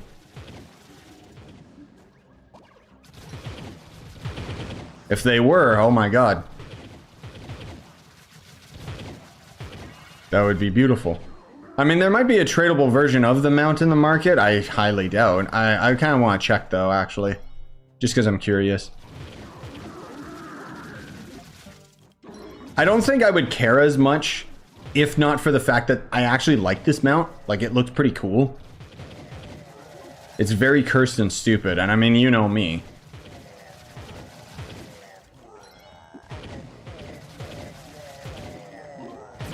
Those are my favorite. Yeah, I hope so, Bobby. I hope it doesn't just feel like a waste of time. The co-op should help. Definitely for Baldur's Gate. I think that'll make it funner.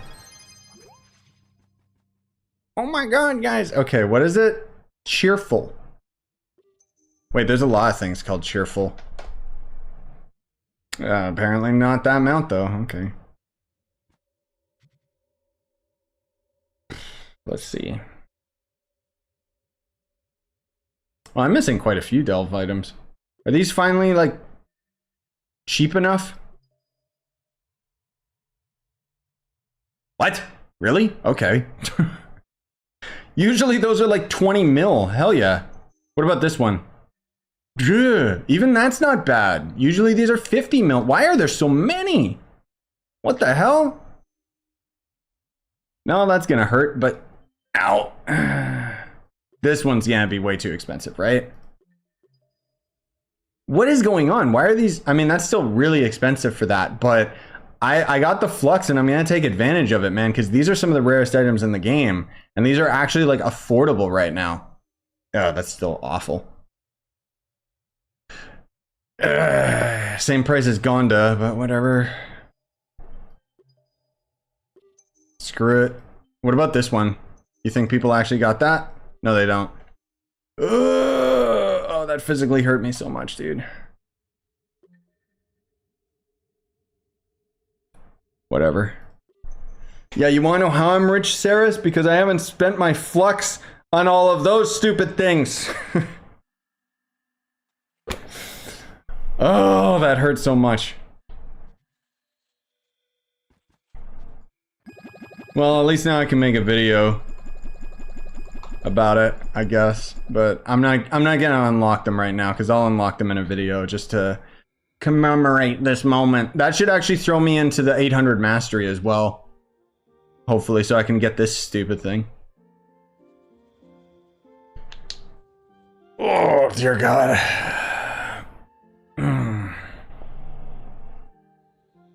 Is the mass genocide on those evil cat things worth it? Yes. Well, no, but video game. It's okay. Yeah, oh, you know what? There we go. Oh, that's so much better. I'm just gonna be in the dark if you guys don't mind.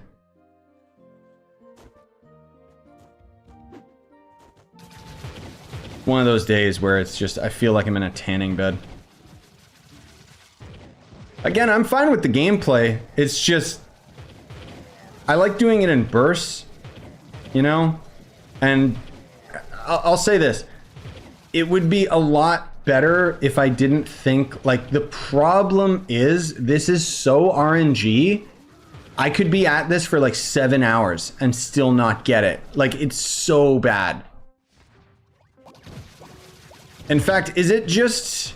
What enemies drop it? Is it these guys or is it the cat skull things? Because if it's the cat skull things only, I don't know what actually drops the memento because they're all over the place, like in terms of their code. But my point is that I would rush... I should just rush the one enemy then. I'll still just kill everything anyway, just because why not? I don't remember what dropped it. I should have made a clip of it when it first dropped. Just because I'm unsure. Hungry, but I don't want to get up. Go eat. My feet hurt too much to walk. The medicine doesn't really help much. Wait, you got something wrong with your feeties? That sucks. Hopefully you get well soon, man.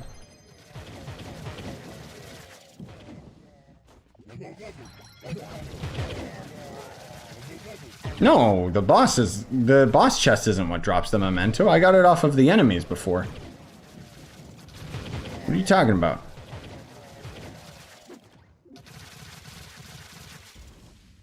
Pretty nasty infection. Oh, rip. Yeah,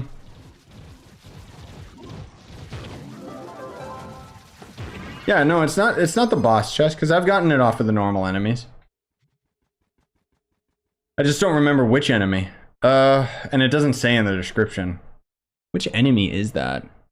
I would assume it's this guy, just because of the, it being this, but I think that trophy is actually, I think that's the floating head guys. I could be mistaken.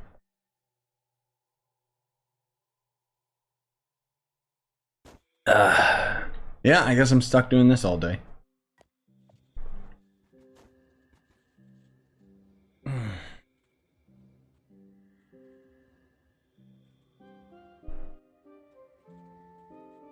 Oh, really, Saris? Yeah, I don't know, man.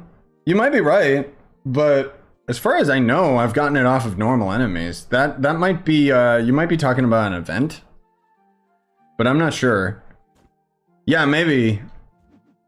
Either way, I'm still gonna kill everything because gemeralds are gemeralds. But I'm pretty confident that I got it, like, just as a random drop. The point is, though, that I know that this particular memento we're going for can drop here, like, because Chemical, when he was in here, like, he farmed this non-stop, like, all week, and he got it.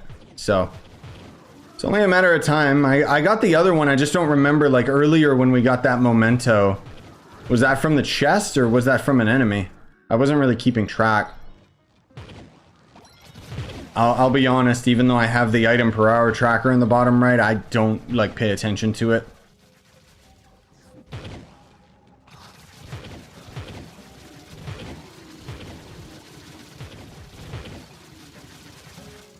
But if it's just the boss chest that can drop it, then yeah, I would just speedrun to the end, because I honestly don't care. But I don't trust that enough to just do that. Unless I hear reports of it from multiple people, because I'm just not sure.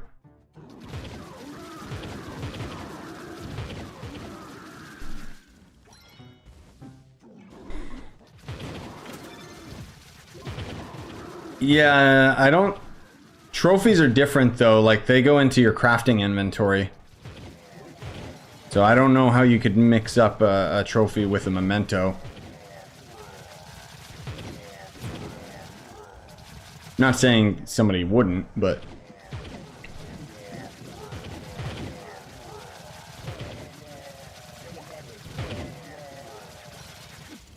Yeah, I don't know, Saris.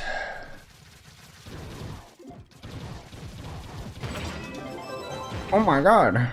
Memento, hairball hopper. Is that the one we need? No. You might be right then, because it actually did drop from the chest. If that's the case, then I don't know why I always thought it was off of the enemies. Oh my god, it's the same one. Are you kidding me? That's like... That's this one. Dude, I've gotten that so many times. At the very least, if this mount was freaking tradable or something. That's so stupid. That's how bad the RNG is, dude.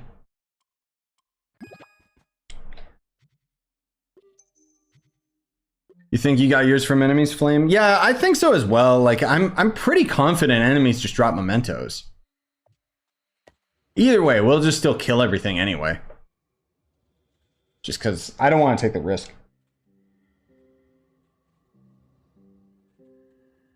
That's a lot of resources that we're giving up on if we just skip everything, you know?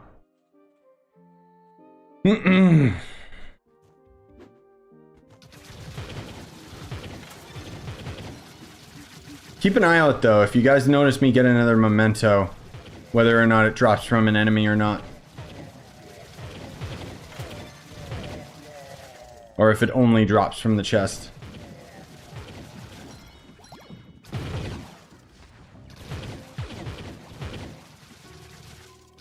Oops. Dude, we need these guys as a class. These Grim Reaper cat things. That'd be cool.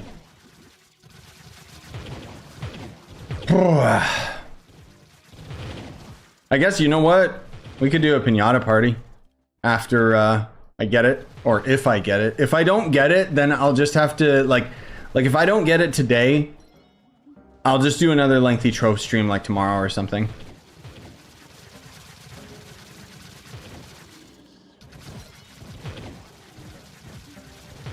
Oh, the heirloom gemerald, that's the that's a crafting resource. That's not a memento.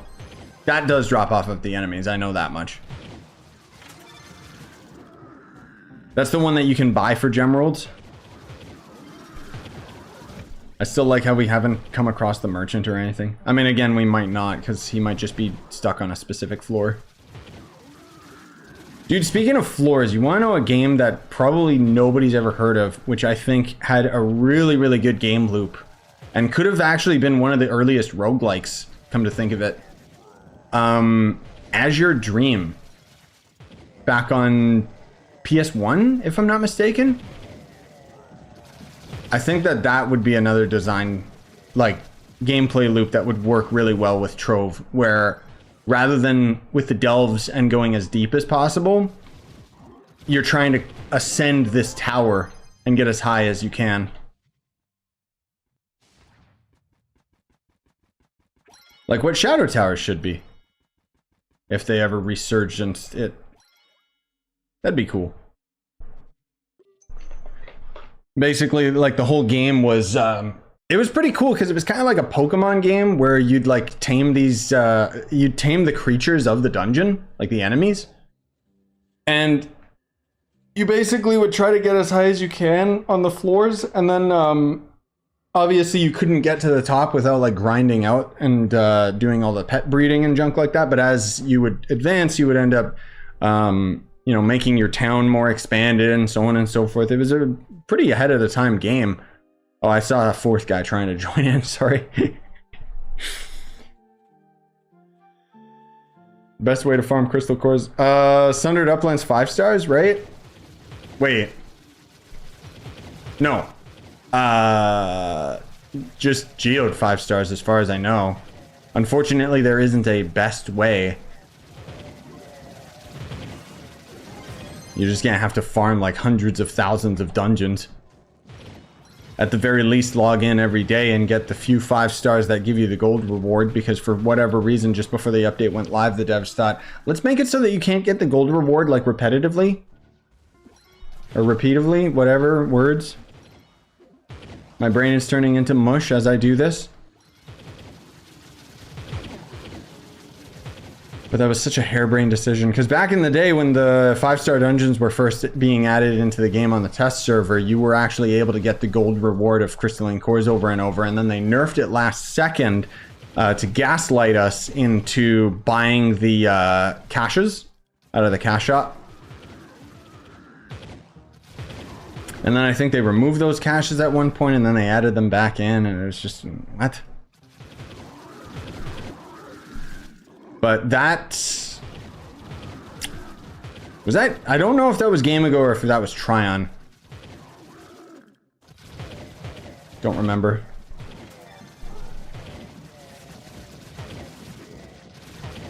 Kill, kill, kill, kill, kill. Did we get any mementos that I didn't notice? No.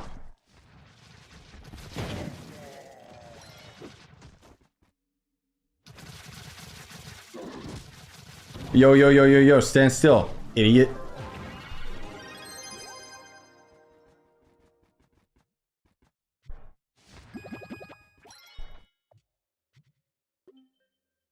Why does it keep saying my inventory is full? Is it because of my build menu? Oh, no, it's the inert geodes. Right. Oh, dear God. Playtime inflation.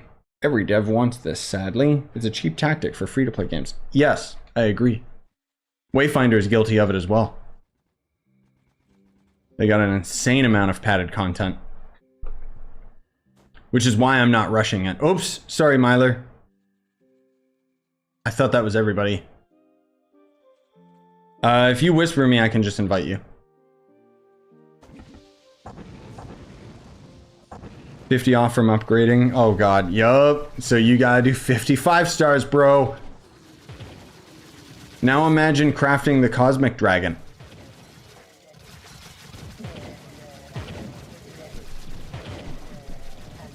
For, like what? Slight increase to stats?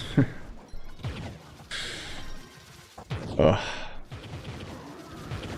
I mean, it's not like I'm spending the crystalline cores on anything else. It's just if they end up adding 5-star or C5 gear, I legit won't be able to get it.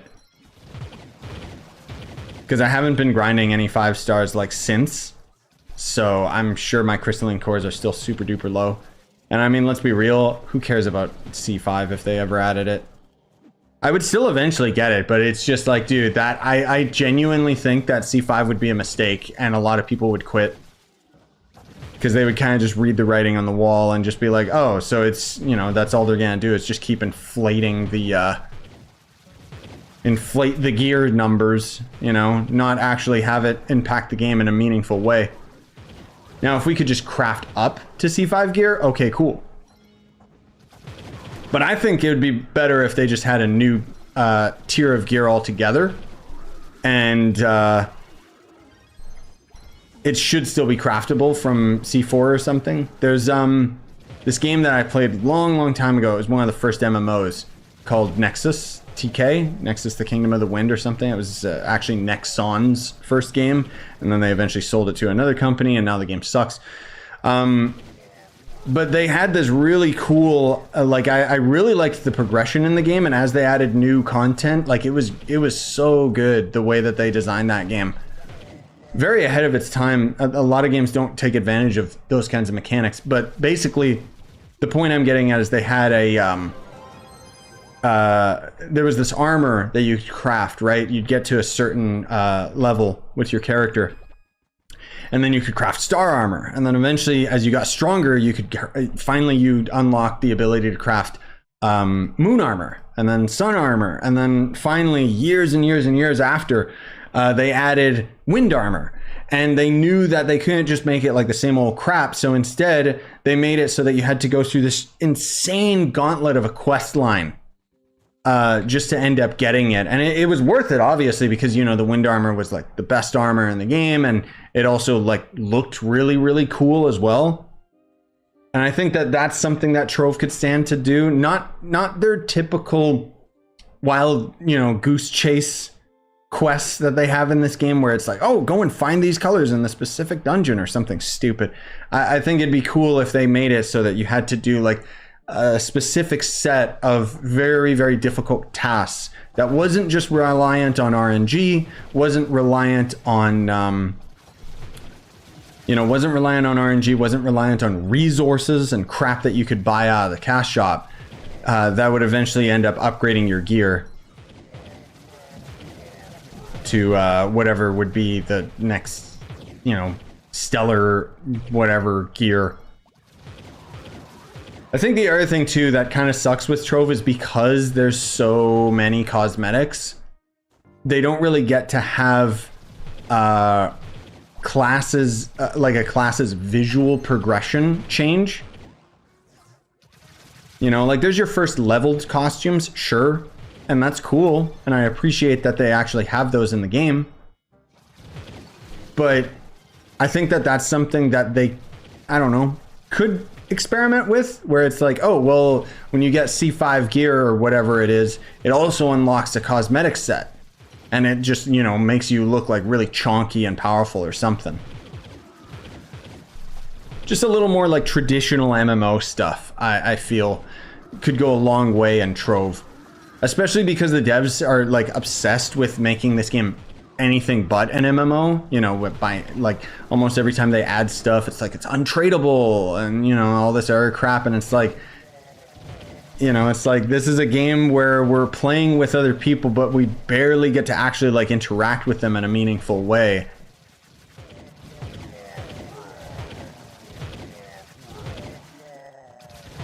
You know, especially the fact that so much of the stuff out of the cash shop isn't tradable anymore. Even though that was an incentive for a lot of people to actually buy stuff out of the cash shop. Anyways.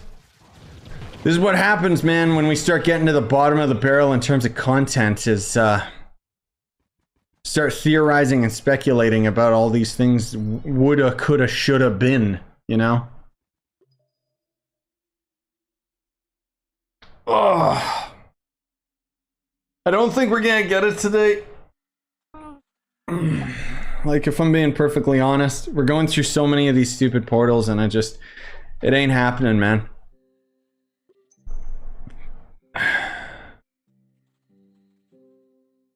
This is the problem with it being RNG and not having a sort of karma system. Like, I remember even talking about that years ago, where Trove desperately needs like a karma system in place for like for just basic mechanics and drops and stuff. Because the fact that we can just keep doing this, and I can, like, my RNG is so bad in this game because I've been playing it for so long, and the game knows. Like, again, there is literally like potential that I could be at this for like 10, 20 hours and not actually get the memento to drop. Like, it's that bad.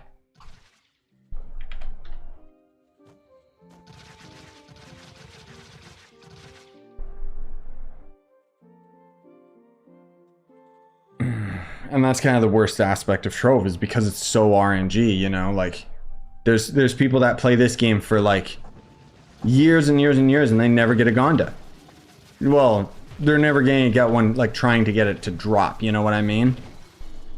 And that's the problem with so many things that are untradeable, like in this instance, because I don't know what, like, I genuinely would love to like ask the devs that question and just be like, why do you make things untradeable? Like, I know that it's probably just got to do with profits and the cash shop, but overall I think it would hit the game like a lot better if things were tradable. And then on top of that, it's like, why are things so untradeable when it's like just bleh? Because the amount of time investment that this game is asking of the average player is random, and that's not good.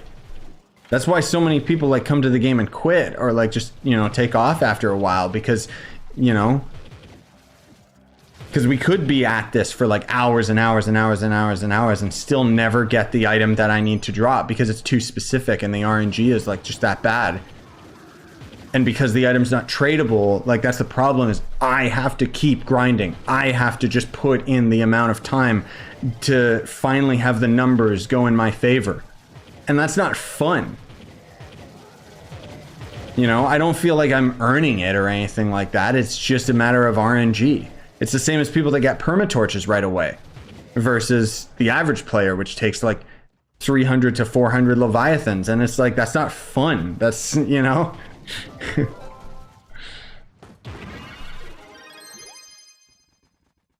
Did I get it? No. Should I craft these? Kind of feel like I should. Or I could get another mount upgrade. That's okay. Whew. Another equip slot, like a necklace or a cape. Yeah, that'd be cool. I could see that. Yeah, exactly. I could totally see like a more difficult gear that you have to earn, like, you know, the on top of Crystal 4 gear, you know, being like the wind armor quest, that could be untradeable. That would be fine. But the fact that the main gear and the crafting materials for the gear is untradeable, that's a prime example as well. Like, exactly. Crystalline cores are not tradable. Now, granted, the cash shop boxes are tradable and everything like that, but yes, it is very stupid. My lighting on Starfield is so weird. Do you have the mod ant that removes the color filter? Because that breaks like a couple planets. Just visually, it makes them kind of look gross. I don't know why. It's a color filter, but whatever, Bethesda. Are the mount upgrades worth for that many cat eyes? It can be. I'd say it's worth it for... I don't know if Gonda works in Delves. Probably not, just because, you know, it counts as like building or whatever. But for Volatile Bounder, I honestly keep forgetting that I even have it in Delves. But obviously it's like really useful. And I mean, the thing is, like, as I've mentioned time and time again, like the whole thing with all of this, like all of this crap and, you know, the Catastra biome and everything like that is, once you've gotten all the items out of it, there's no reason to come back here. Because why would you ever go for any mounts in the Delves other than the ones that have utility? Because their utility is just too good. Like, it's just, I think it, you know, the fact that we have all these different mounts that we can equip and stuff like that, that's cool. But I feel the same as allies should be applied, where we should be able to equip any mount that we want and then equip a skin of another mount on top of it. Because then we could actually see the mounts that we want instead of always just seeing Volatile Bounder or Gonda all the time, you know? Will they do that? No, probably not. But they did it with allies, and I think they should do that with mounts. Oh my god. Hey Gleam, how you been, man? Yep, I think a generalized armor set, you know, like Diablo gear added to Trove could go a long way. Then at least the grind would make a lot more sense. Like, I still to this day think it would be so cool to have like specific gear that would be good on specific characters. Like, oh guys, I got the super legendary like Shadowhunter bow, you know what I mean?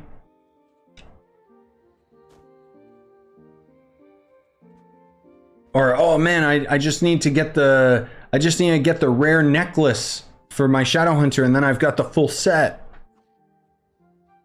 But the problem is that they always, you know, not only are they against stuff like that because of how complicated it would end up being for the game, I think it would end up benefiting it very greatly. But the real bottom line is that Gamago is always forcing them to add some sort of monetization. Now, I think it would be really annoying, but I think it would be fair if they added all of that gear and stuff, but instead made it so that the monetization was either materials to upgrade that could, you know, be time gated, whatever. Like basically the same as Stellar Gear when it was first added. Like, I actually really liked the way that they implemented Stellar Gear. Crystal Gear, not so much. Crystal Gear kind of sucks. Crystal Gear is where the game started expecting too much of the player. Because otherwise it was really cool that with Stellar Gear, like, you had like all these different things in place, you know, going to the Everdark to get the fragments or whatever so that you could craft Stellar Gear and everything. Like, Stellar Gear essentially was the wind armor of this game, where everyone was just like so pumped to like actually be working towards like the strongest gear in the game. And now, you know, like, it's just numbered. Like, oh, crystal 1, 2, 3, 4. Like, it's not interesting. It's just another thing where it's just a number increasing in a menu rather than something that impacts gameplay. But, you know, that's a bigger issue altogether. That's well beyond like what we're discussing, because that's just got to do with the design flaws of not only this game, but lots of games suffer from that stuff, because that's just design choices and what's cost effective and whatnot. Oh my god, please. Just give it to me, dude.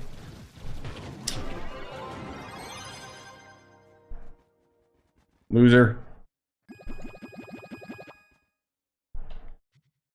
Ah, it's okay. I'm not gonna get it. We'll keep going for a bit longer, but I'm getting kind of tired of this, dude. I'll try and remember to grind, like, I guess I gotta grind... Oh, it's Friday. So we still got a couple days then. So I don't have to just non-stop grind this specifically all day long, because I wanted to stream some other stuff. Dance before the delves. Yeah, I got you. Dance as we go in the portal. That's the RNG trick. Oh my god. You know what I need to do? I need to just go to the gym. Like, I'm getting too antsy with all this crap. It's just making me frustrated. This is, like, that's the thing. This is Trove at its worst. Which, unfortunately, takes up, like, a surprising amount of this game. Like, the RNG on RNG, just, it kills it, man. It really does.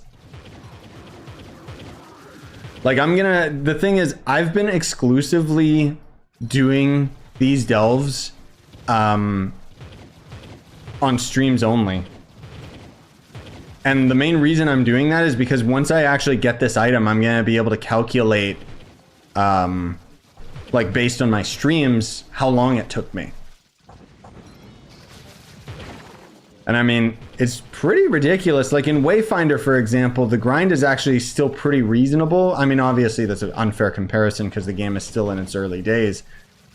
But I think it takes like 8 hours to grind a new class if you just go completely out of your way to farm all the specific resources, which is arguably a long time, but it's not that bad. Like when you think about a free-to-play, like grinding a new class, none of it's time-gated yet. How is someone actually meant to get 6,000 cat eyes for the delve mount upgrade, as I've been playing the delves with you and I've only gotten 700 or so? You have to craft the ally, dude. Craft the ally that makes it so that you get more gemeralds to drop, and then get the next ally that lets you craft even, or get even more. Which one is it? Gives a small chance for gemeralds when mining shapestones. I think it's this one, right? Yeah, drop chance of cat eye gemeralds when defeating creatures is increased, and then you bump up to this one where it greatly increases the chance of the cat eye gemeralds. That's what you've been missing. The first one's like cheap enough, and it's kind of one of those things, you know, typical in Trove fashion, like you have to invest into it in order to see a return. So hopefully that helps.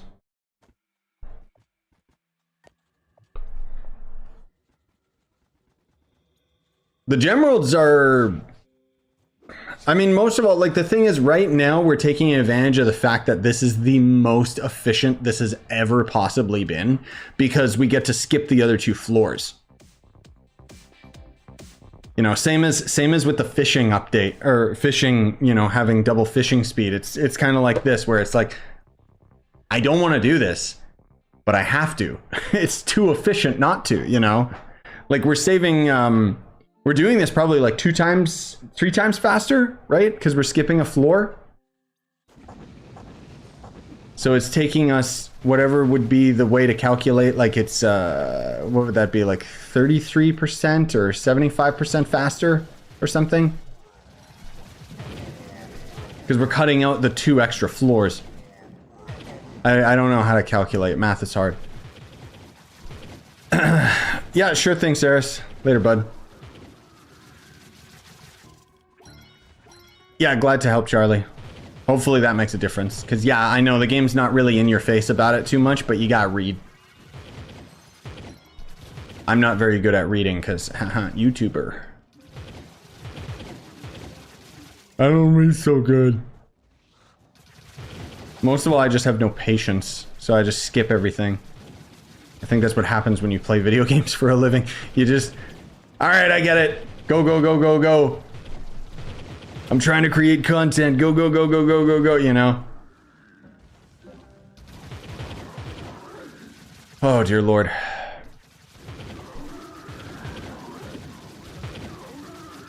Oh, you know what? I got an idea. Yeah, I got an idea that I'll do after this. I mean, I have to double check all my wires, but... something that I've never done. I need to use my standing desk. I need to be in a standing position. That'll get my blood circulating properly and make me less antsy. Because it's healthy! And then on top of that, it'll give me the luck that I need. Alright, desk, don't break now. Oh, God. Alright, here we go, boys. I barely ever take advantage of this, man.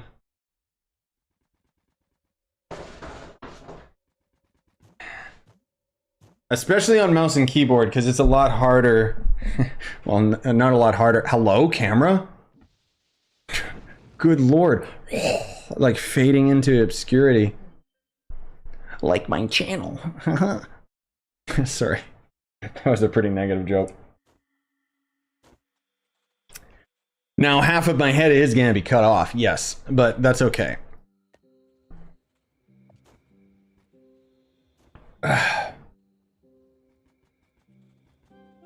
Usually, like, if I do it with controller, then it's fine, but keyboard standing up, like, I don't know how people do it, man. Oh!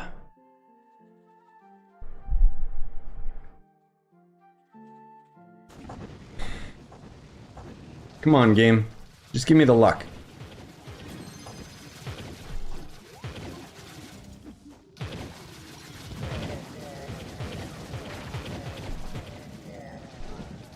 Wonder if it's got to do with the angle of my monitor.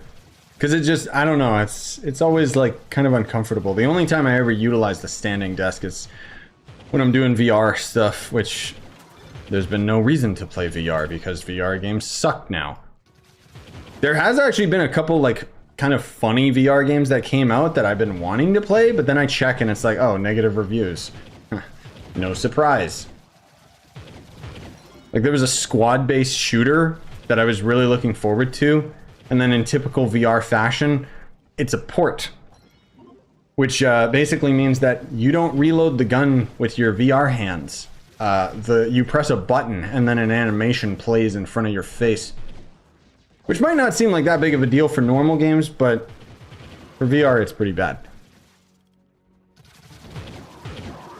Because what's the point?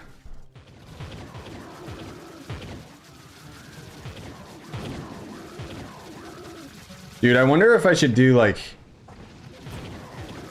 Skyrim VR would be kind of cool, honestly. I wonder if people will mod, like, oh, Starfield VR would actually be dope. If Bethesda makes Starfield VR, I'd probably grab that, honestly. Like, that game's so beefy, and the gunplay is actually really good. Why is this boss, why is he looking down? He keeps doing that. And I don't know why. Bruh, I'm gonna end up getting my tomes done before... Good lord. I've been grinding Silo and Wayfinder for the past 4 days. Can't seem to get the character materials to drop. RIP! Yeah, I guess at the end of the day, it is still RNG, so... Even though the average player gets it in like 8 hours, yeah, that's, that can definitely happen. Yeah, I haven't really, I don't really have like a specific goal with Wayfinder yet. Like, I don't know, maybe I'm kind of spoiled with games like Trove and stuff where it's like, I kind of just feel like at any point I could just spend money, lol, you know? So, and I'm kind of already content with what I have in the game. Like, I think if they added like heroic Windgrave or some weapon that would be like really, really good and better than my axe, then I might actually like grind towards it. The Molten Blade, I want to grind that eventually. But I need to get like max level first. So that I can actually like go and grind those areas that I need it. Or that I need to for the parts. I still wish their descriptions were a bit better. Like, thank God we got the wiki, but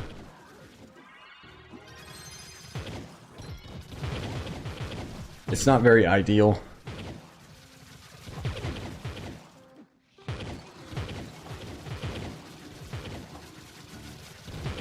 Or should I say the vanilla game is not very ideal just because it's like, oh, go get this in the forest. It's like, what? Where? What forest? What are you talking about?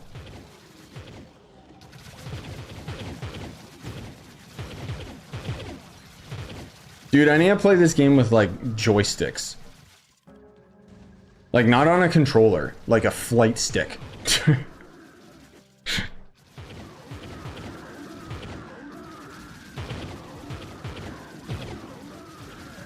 I wonder if that would be, like, that would work. Kind of funny if it did.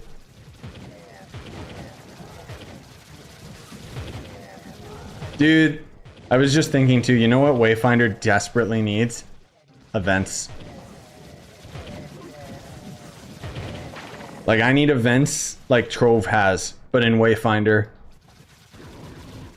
And oh, and then if they had events like Overwatch or something where it would be like, oh, you grind this event, you get like a different skin. That would be cool. I know they probably wouldn't do like class skins, which I would prefer. Or maybe we could even grind like maybe we could even grind like loot boxes or something stupid. I know that lots of people don't like that kind of stuff, but I think it would kind of work with that game, honestly. Like, I really liked Overwatch when it first came out. It was a really good game. And the Halloween event was actually really fun. And you'd get some really dope skins out of it. Here we go again. Here we go. Help me. Please.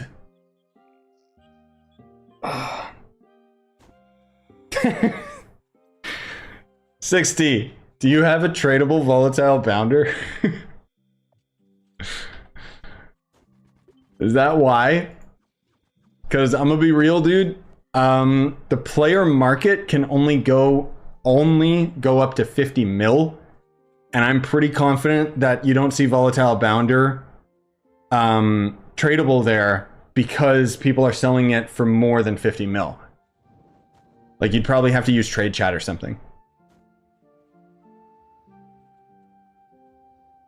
No, the tradable volatile bounder you have to get out of the cash shot boxes.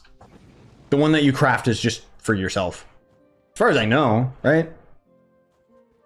Pretty sure the only thing that you could get tradable the bomber stuff is like previous year bomber stuff.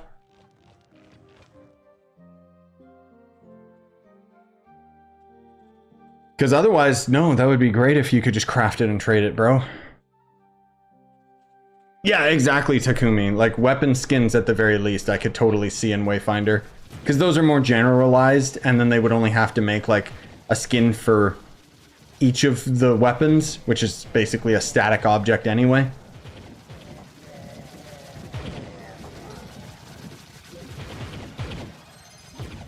I went on an alt. Oh, no. Well, the thing is, when you're about to craft it, it'll say whether it's tradable or not. Like, when you hover over it.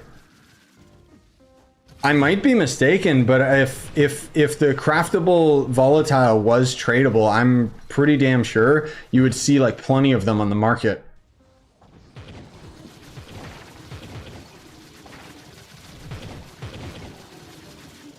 Shows the marketplace sign next to it. No, that doesn't mean it's tradable, dude. When you're crafting items, it has the marketplace icon next to it just because they're trying to push the player market and show players that you can buy this. But someone's got to get lucky enough to get a volatile bounder out of the bomber boxes in the first place. That's, you know, the only way you can get a tradable one. Because otherwise, I'm pretty sure, like, when you hover over it, like, it'll say on the mount, not tradable.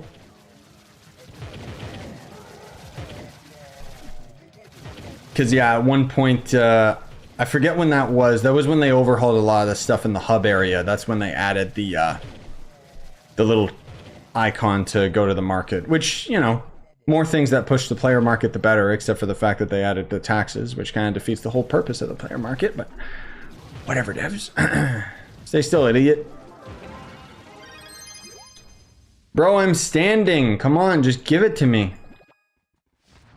Oh, somebody crafted something out of there. I saw that mastery increase. Oh my god, dude.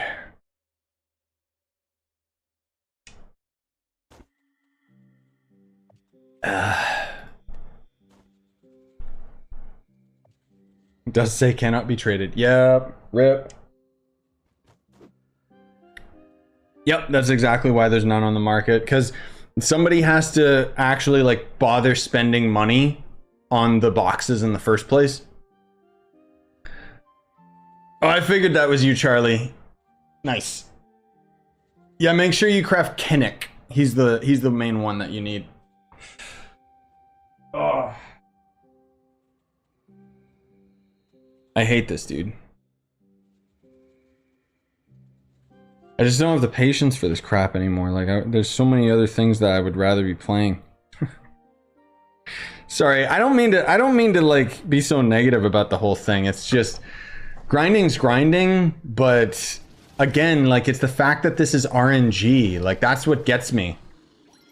If it's just a solid, like, oh, you gotta grind 150 of these enemies or something, it's like, okay, that's a goal I can work towards. But the fact that it's random, like, I could literally just be here all day and not get it to drop. Like, that genuinely is just so discouraging. I'm trying to get a specific memento so that I can craft the final mount that I need. And then I can never go here again. But right now we've got the most efficient Castle Catastra possible, because I didn't know that this was going on. But this week, the easy portals, like the easy challenge portals, will actually go to Castle Catastra on the first floor. So we basically just keep going in, complete it, leave, go in, complete it, leave. And it's allowing us to do these dungeons like 3 times faster than we would normally, because normally you gotta go through the preliminary 2 stupid caves. So it's like, it's super efficient, super annoying, but it's like so efficient that I can't not do it, you know? And it's just, ugh.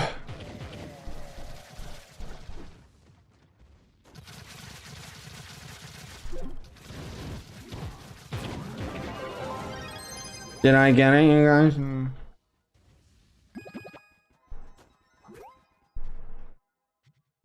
Okay.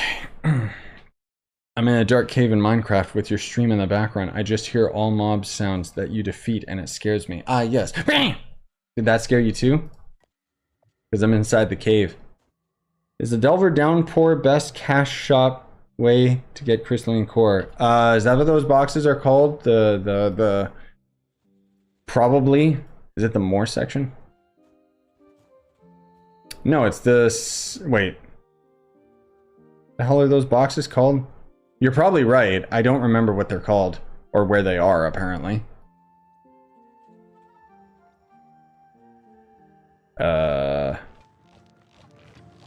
Crystal? Yeah, there it is. It's the Geo Topside caches. Those are the ones that you need.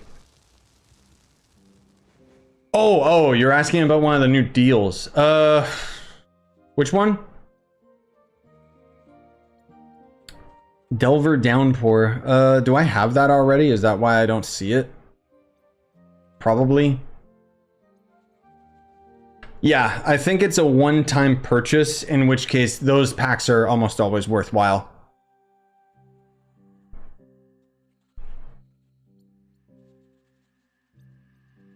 Why is your tune on a tilt? My tune?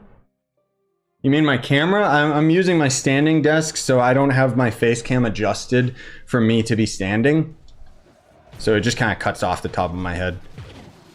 Otherwise, normally the only time I use a standing desk is when I'm doing VR, which I'm usually like back here, and then I adjust OBS accordingly. But for right now, I don't have it set up that way. Oh, the flower on my carriage is back? Wait, what do you mean? It's always like that. When I'm firing, maybe? I don't know.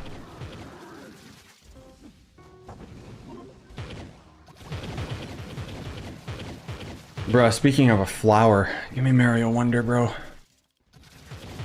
So excited for those Nintendo games. You can keep buying it, it's in the new tab. I just went to the new tab. No, it's not there at all. What are you talking about? Is it a timed thing or something? Weird. Unless it's the mod, maybe it's hiding it. That'd be weird.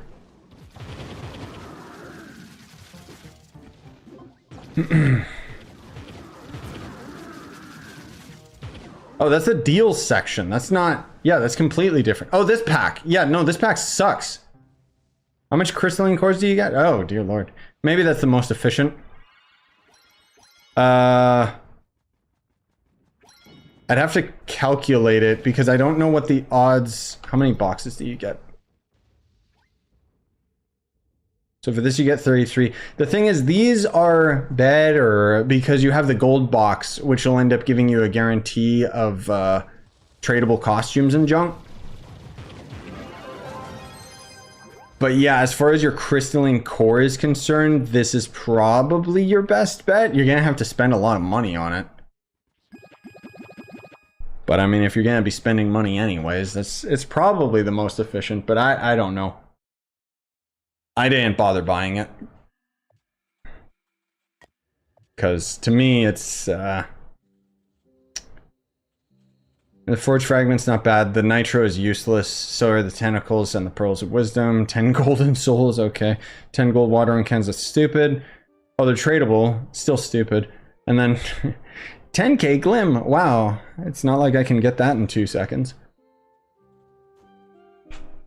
That's the problem with a lot of stuff in the cash shop is like so many items are, you know, the devs just kind of throw an arbitrary number on them without realizing the actual in-game value from players because they don't play this game. Hey, at least you're getting mementos, EC, right? Right? No, it's bad. I know. I hate it.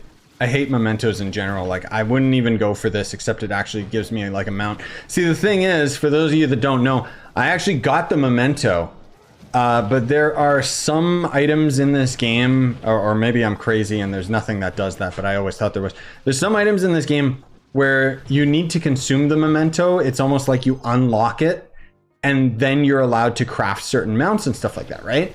And so I actually got the memento that I'm hunting for right now, but I consumed it because I assumed it was going to be the same as all the other items. Nope.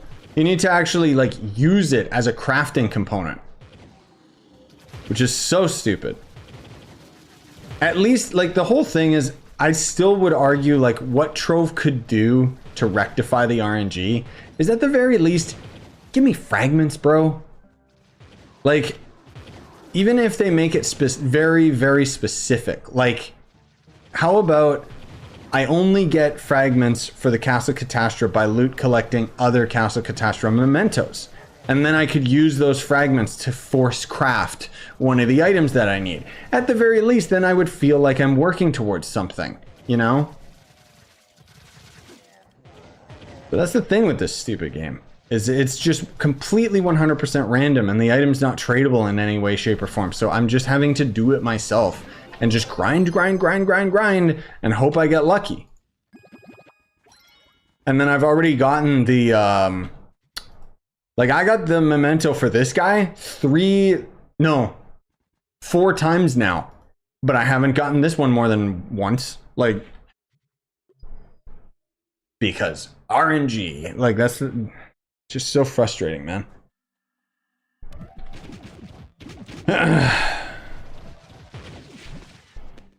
I've been playing this game for too long. I hate their design philosophy around stuff like that. It just doesn't make any sense to me.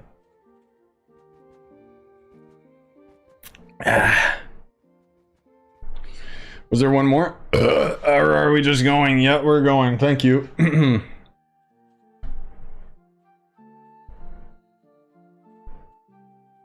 I swear, dude. We'll get to like the 3-hour mark and then maybe we'll call it because there's other stuff I want to do.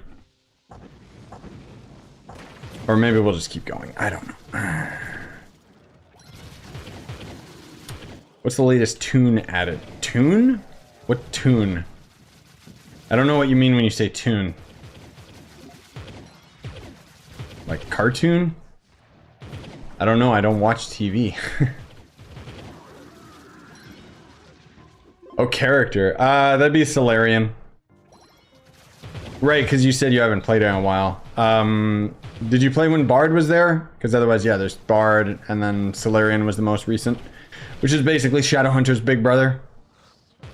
I always picture it as like the little brother. He's just like taller.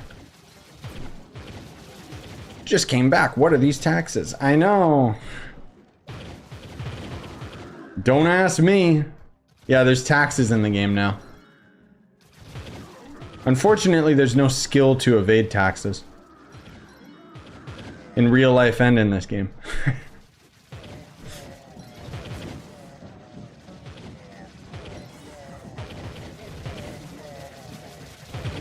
What are the items that you can craft? Out of here, you mean? There's a bunch of allies and mounts and stuff.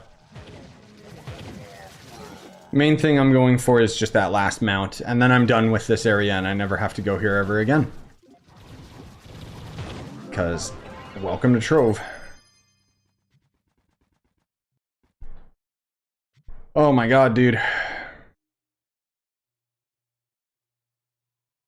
I don't have all of the items, Pogo. That's the thing, is I'm trying to get this last one so that I can have a video highlighting all of them.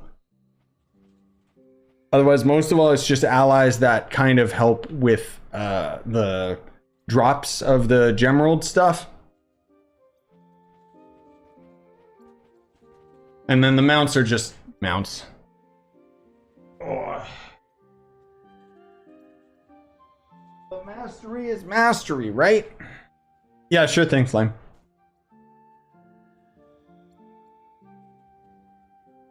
Best way to tax evade is flux tanks. I mean, I guess, but the whole thing is, like, what I dislike about the tax update is it kind of promotes people going backwards and using trade posts instead of the player market. That's why I hate it. Vanguard and Solarian are brothers. I mean, I guess that makes sense. Come to think of it, since they're both just, well, Solarian's just a reskin. Wait, why didn't it open? I thought I opened it.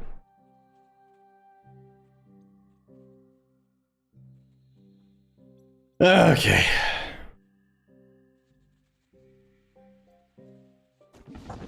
Go, go, go, go, go. Give me that momentum. Give me that momentum. You stupid game, I hate you. That's the Memento song. Whee! I want to play a different game. I want to play a different game. Actually, I'm just kidding. Now I've played so much today, I don't even want to play anymore. I just want to chill on the couch and just... I don't know. I kind of want to play Metroid Dread again. It's funny, like, I started trying... Like, I started playing Hollow Knight the other day.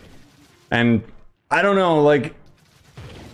I hope that there's just something I'm missing and the game opens up and gets, like, really cool and I get addicted to it. Because otherwise, like, I'm not really feeling it. It made me want to play Metroid Dread. Like, the thing is, I find it funny how people keep calling Hollow Knight like a Metroidvania when it's like, I think it's just a Metroid game, right? Because Metroidvania implies it's an RPG with grinding and leveling and stuff. And I don't think you can level up in Hollow Knight.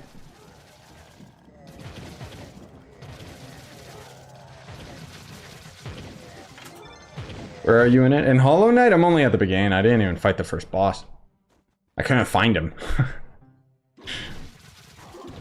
Just started exploring. I like the world, and the game definitely seems super solid for what it's, you know, only like 20 bucks or whatever, but is this not the right one? Huh.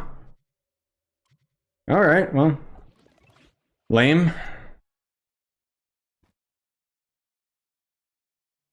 You can only upgrade your weapon. Oh, okay. Well, at least there's that, I guess.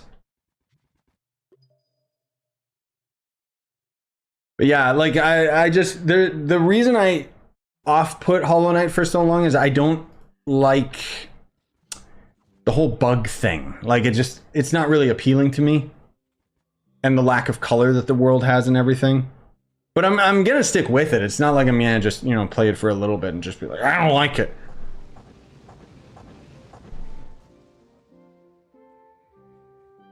Even Baldur's Gate, I got a couple hours in before I quit and realized I do not like it.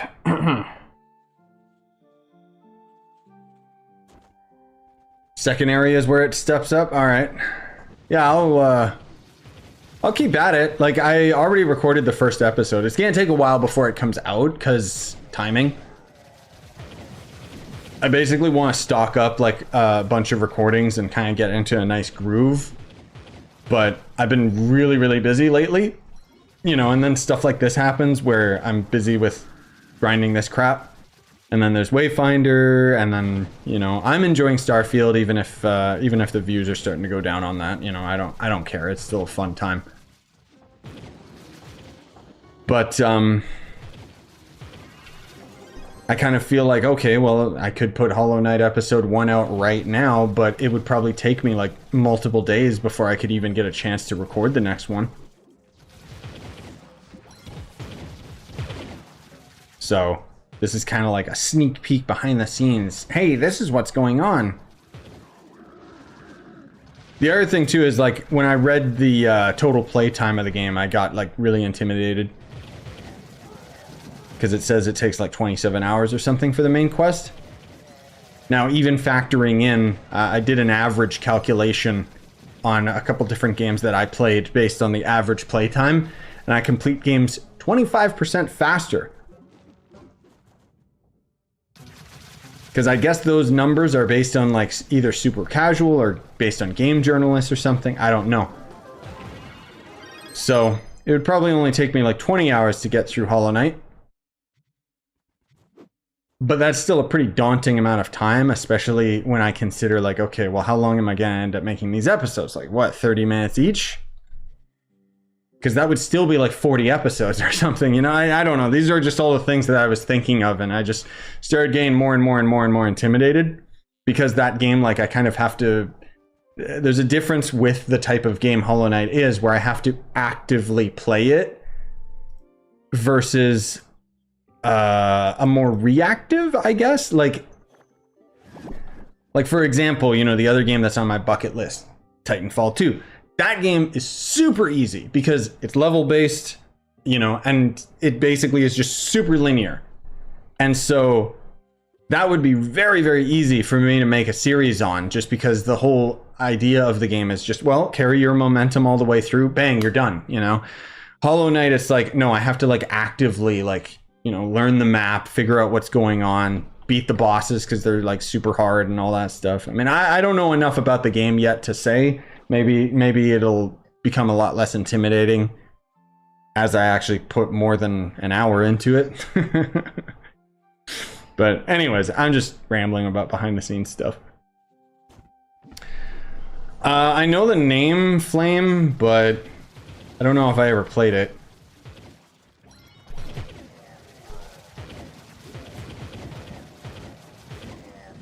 Oy, oy, oy, oy, oy. Yeah, we'll get to the 3-hour mark and then we'll call it. And I'll just grind this more tomorrow. And if I don't get this mount out of like this weekend, then I just give up. Because this game is stupid.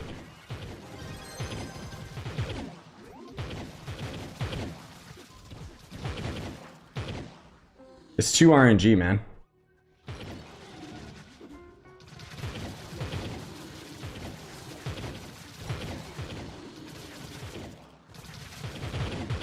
Come here, you. Main reason I wanted to actually play through Hollow Knight is because I wanted to understand the pain of waiting for Silksong. That game actually looked more interesting to me. Looked a lot higher production and more colorful.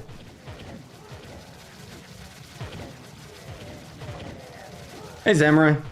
No, it's all good, man. Kind of getting near the end here just because I can't take this anymore, man. I'm losing my mind. I just need to get the stupid memento, for crying out loud. Get out of here. God. You interact with that NPC once, he just doesn't... My friend! I'm desperate for your attention!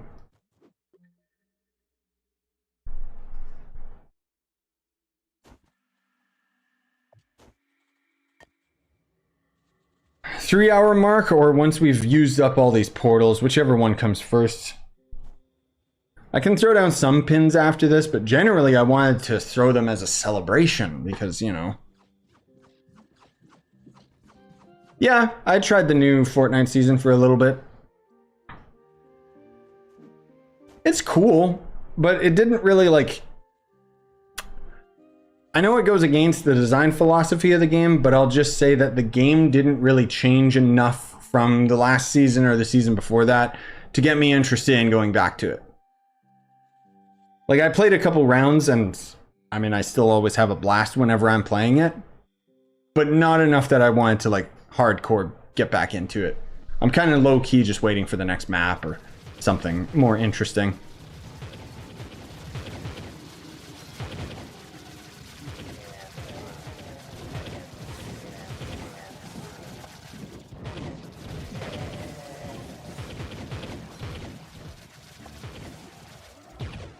Oh, yeah.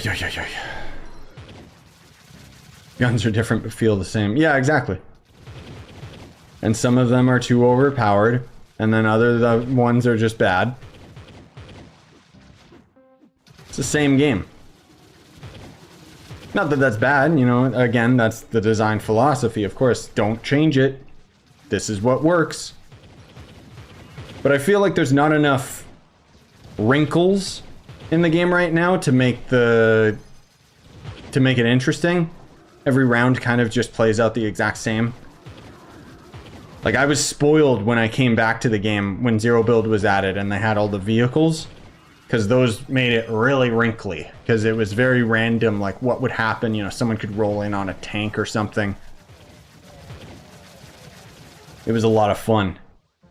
Whereas right now it's literally just, oh, just walk in a straight line, get a bunch of guns, hope that you get the drop on people, same old stuff.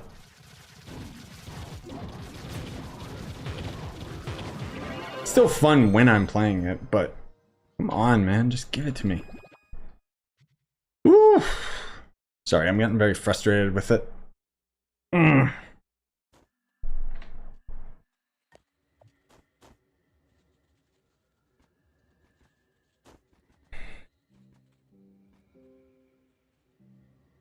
I'm also kind of getting hungers.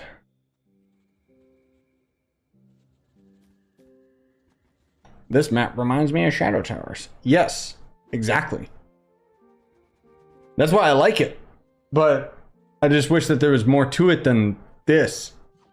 Like, again, the main thing is just the RNG factor of it all. Like, that's what I hate. Hell, I would take time-gated grinding over this, where I would just earn like a currency that would allow me to craft all the items.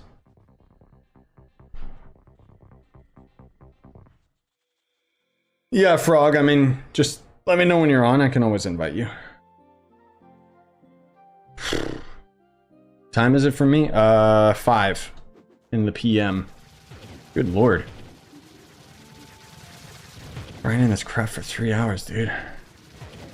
On top of the like 10 or 20 hours beforehand, by the way. But this is just too efficient, man. Like, I can't not do this. It's just, ugh. How many dragons left? I got all the dragons, pretty sure. Oh no, I'm missing the one from Sundered Uplands because that one's like really stupid to get.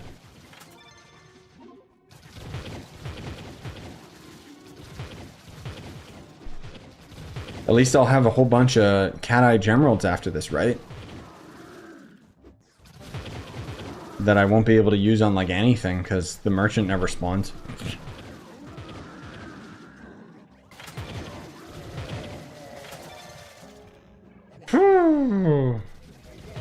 Still alive. Yeah, not for long. Stop skipping to the end, my dude. Oh,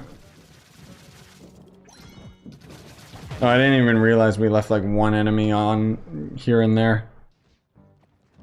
Or one odd enemy.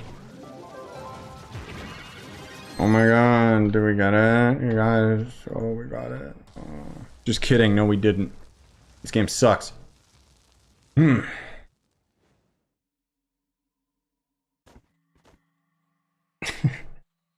find it funny how so many of you guys drop in and you're like, how come your PR is so low? It's like, bro, look at me.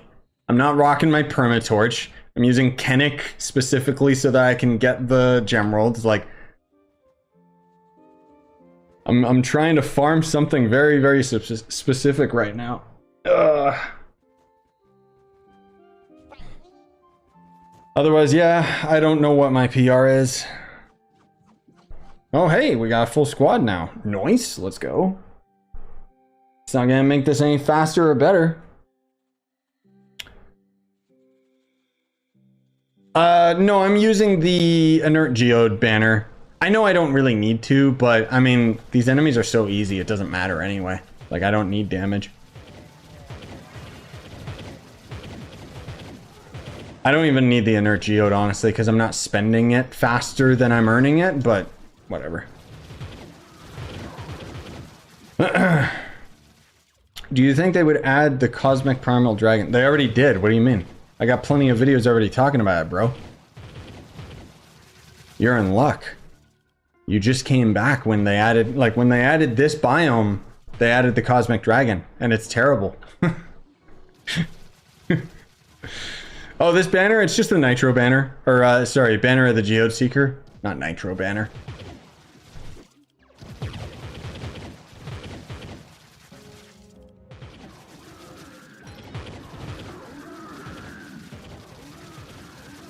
Whee.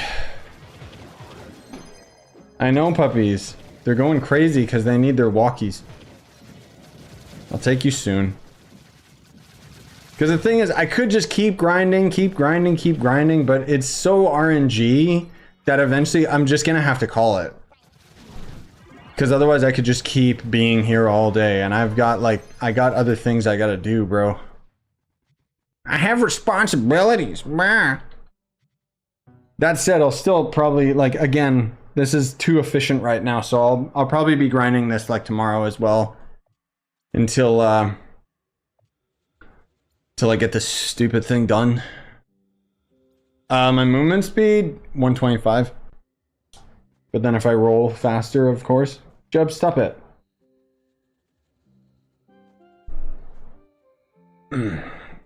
No, stop it. No, stop it. See, she's getting super antsy. Take me. Take me, I'll kill you.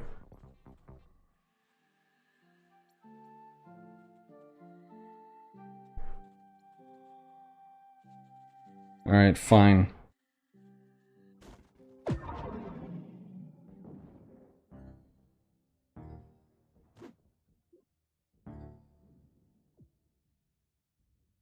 Look at this little fatty.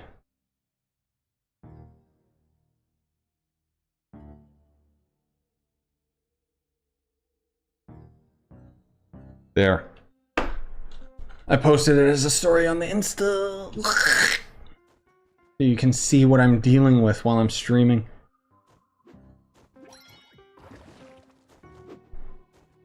I know, fatty. That's why we gotta get you your walkies. Oh dear lord. Please, game. Toastman, Toastman, Toastman. Just give me the luck. Please, God.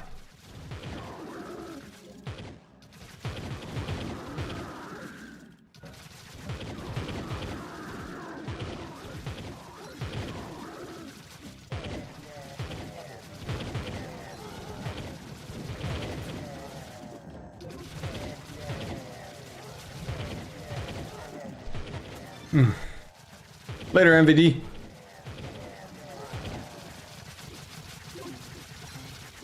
Yeah, excuse my lack of commentary, guys. It's just I've been at this for quite a while. And, obviously not really feeling it at the moment. Well, as much as I'd say one more portal, one more portal, one more portal, we're at the 3-hour mark and it's just not happening, man. So, yeah. Oh, do I have a personal chest here? Oh, that's missing too. Yeah, alright, well, screw it. I'm not gonna waste any more time on this today. I'll grind it, I'll grind more tomorrow. Oh yeah, I got all of these because they were cheap enough. Not super cheap, but let's see. I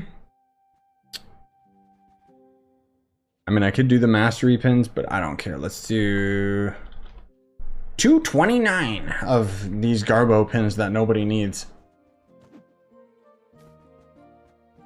Here we go, guys. We're gonna celebrate.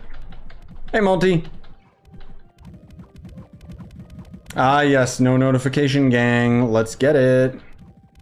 What is my chaos factor? I don't know. 24. Granted, I had, back in the day, trying to remember, it was so long ago. Back in the day, I think I had like 1 or 2 tradable chaos coins that I got, and they actually gave us some chaos factor, like for like some problems with the servers back in the day, where it was like player compensation. So, funny enough, like, I don't think it's possible to get my amount of chaos factor anymore. I mean, outside of spending like a lot more money than me. I miss when chaos coins were actually tradable. When, you know, there was incentive to open chaos chests. I don't think there even is a chaos coin anymore. I think they just outright removed them.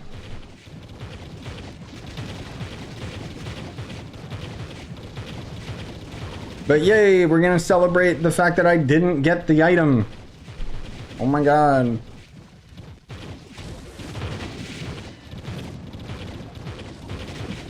Oh, there was some glitch for the chaos coins. That's right, I don't remember. Yeah.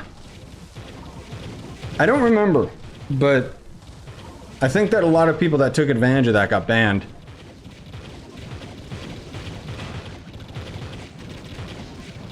Okay, you know what? Let's do, here, we'll do one more. Okay? Just because, like, the piñatas cleaned the palette. Nice, Bobby. Yeah, I'm down to try it tonight, hopefully, if I'm not too tired. Alright, I'm just crafting the one. I don't want to craft more than one. No, I haven't gotten them yet, Multi. I got like 2 of the other memento that I don't need. The thing is, the, like right now, where the heck is it? Right now, we've got the easy challenge portal, and the first floor is Castle Catastra this week. So it's super duper efficient. But I've been just getting super unlucky. Like, I haven't gotten it yet. It's ridiculous, and it's annoying. I got 27. Don't even remember how I got it. Jesus. Yeah. Have you spent that much money on the game? Because I think, like, I don't know if you still do, but didn't you get, like, chaos factor for spending, like, certain amounts of money? I think it was something stupid, too, like, for every $1,000 or something. Maybe it was every 100, which would make more sense, but I don't think that's the case anymore. I could be mistaken. There was a glitch when you would change the club world, you get an R1. Right. Oh, right. I think some people actually did take advantage of that. They obviously, all of those people, I don't, like, they quit. I don't know them anymore. But I think some people actually did get away with it before they patched it. I don't think I did it because I'm pretty sure that by the time I heard about it, like, it was already patched out. And generally speaking, I don't take advantage of exploits in the game.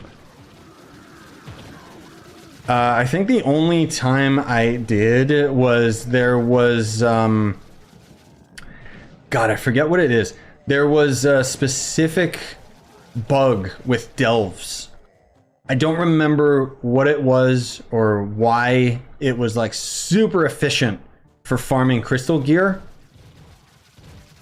And I remember that was the only time that I ever had the devs like, reach out to me and say like, hey bro, can you private this video please? This is an exploit and it goes against terms of service. And I was like, wait, what? Oh, of course something that was actually fun was not intentional. Anyways, that's gonna do it for me, guys. We'll grind more of this tomorrow just because I gotta get this stupid thing done. I mean, I might even grind this more tonight, we'll see. But I definitely want to take a break now and take the pups out for their walkies and stuff like that. But I appreciate you guys coming out and sticking around for the pain and suffering, and definitely made it more bearable. And I hope you guys have a wonderful day. Bye-bye.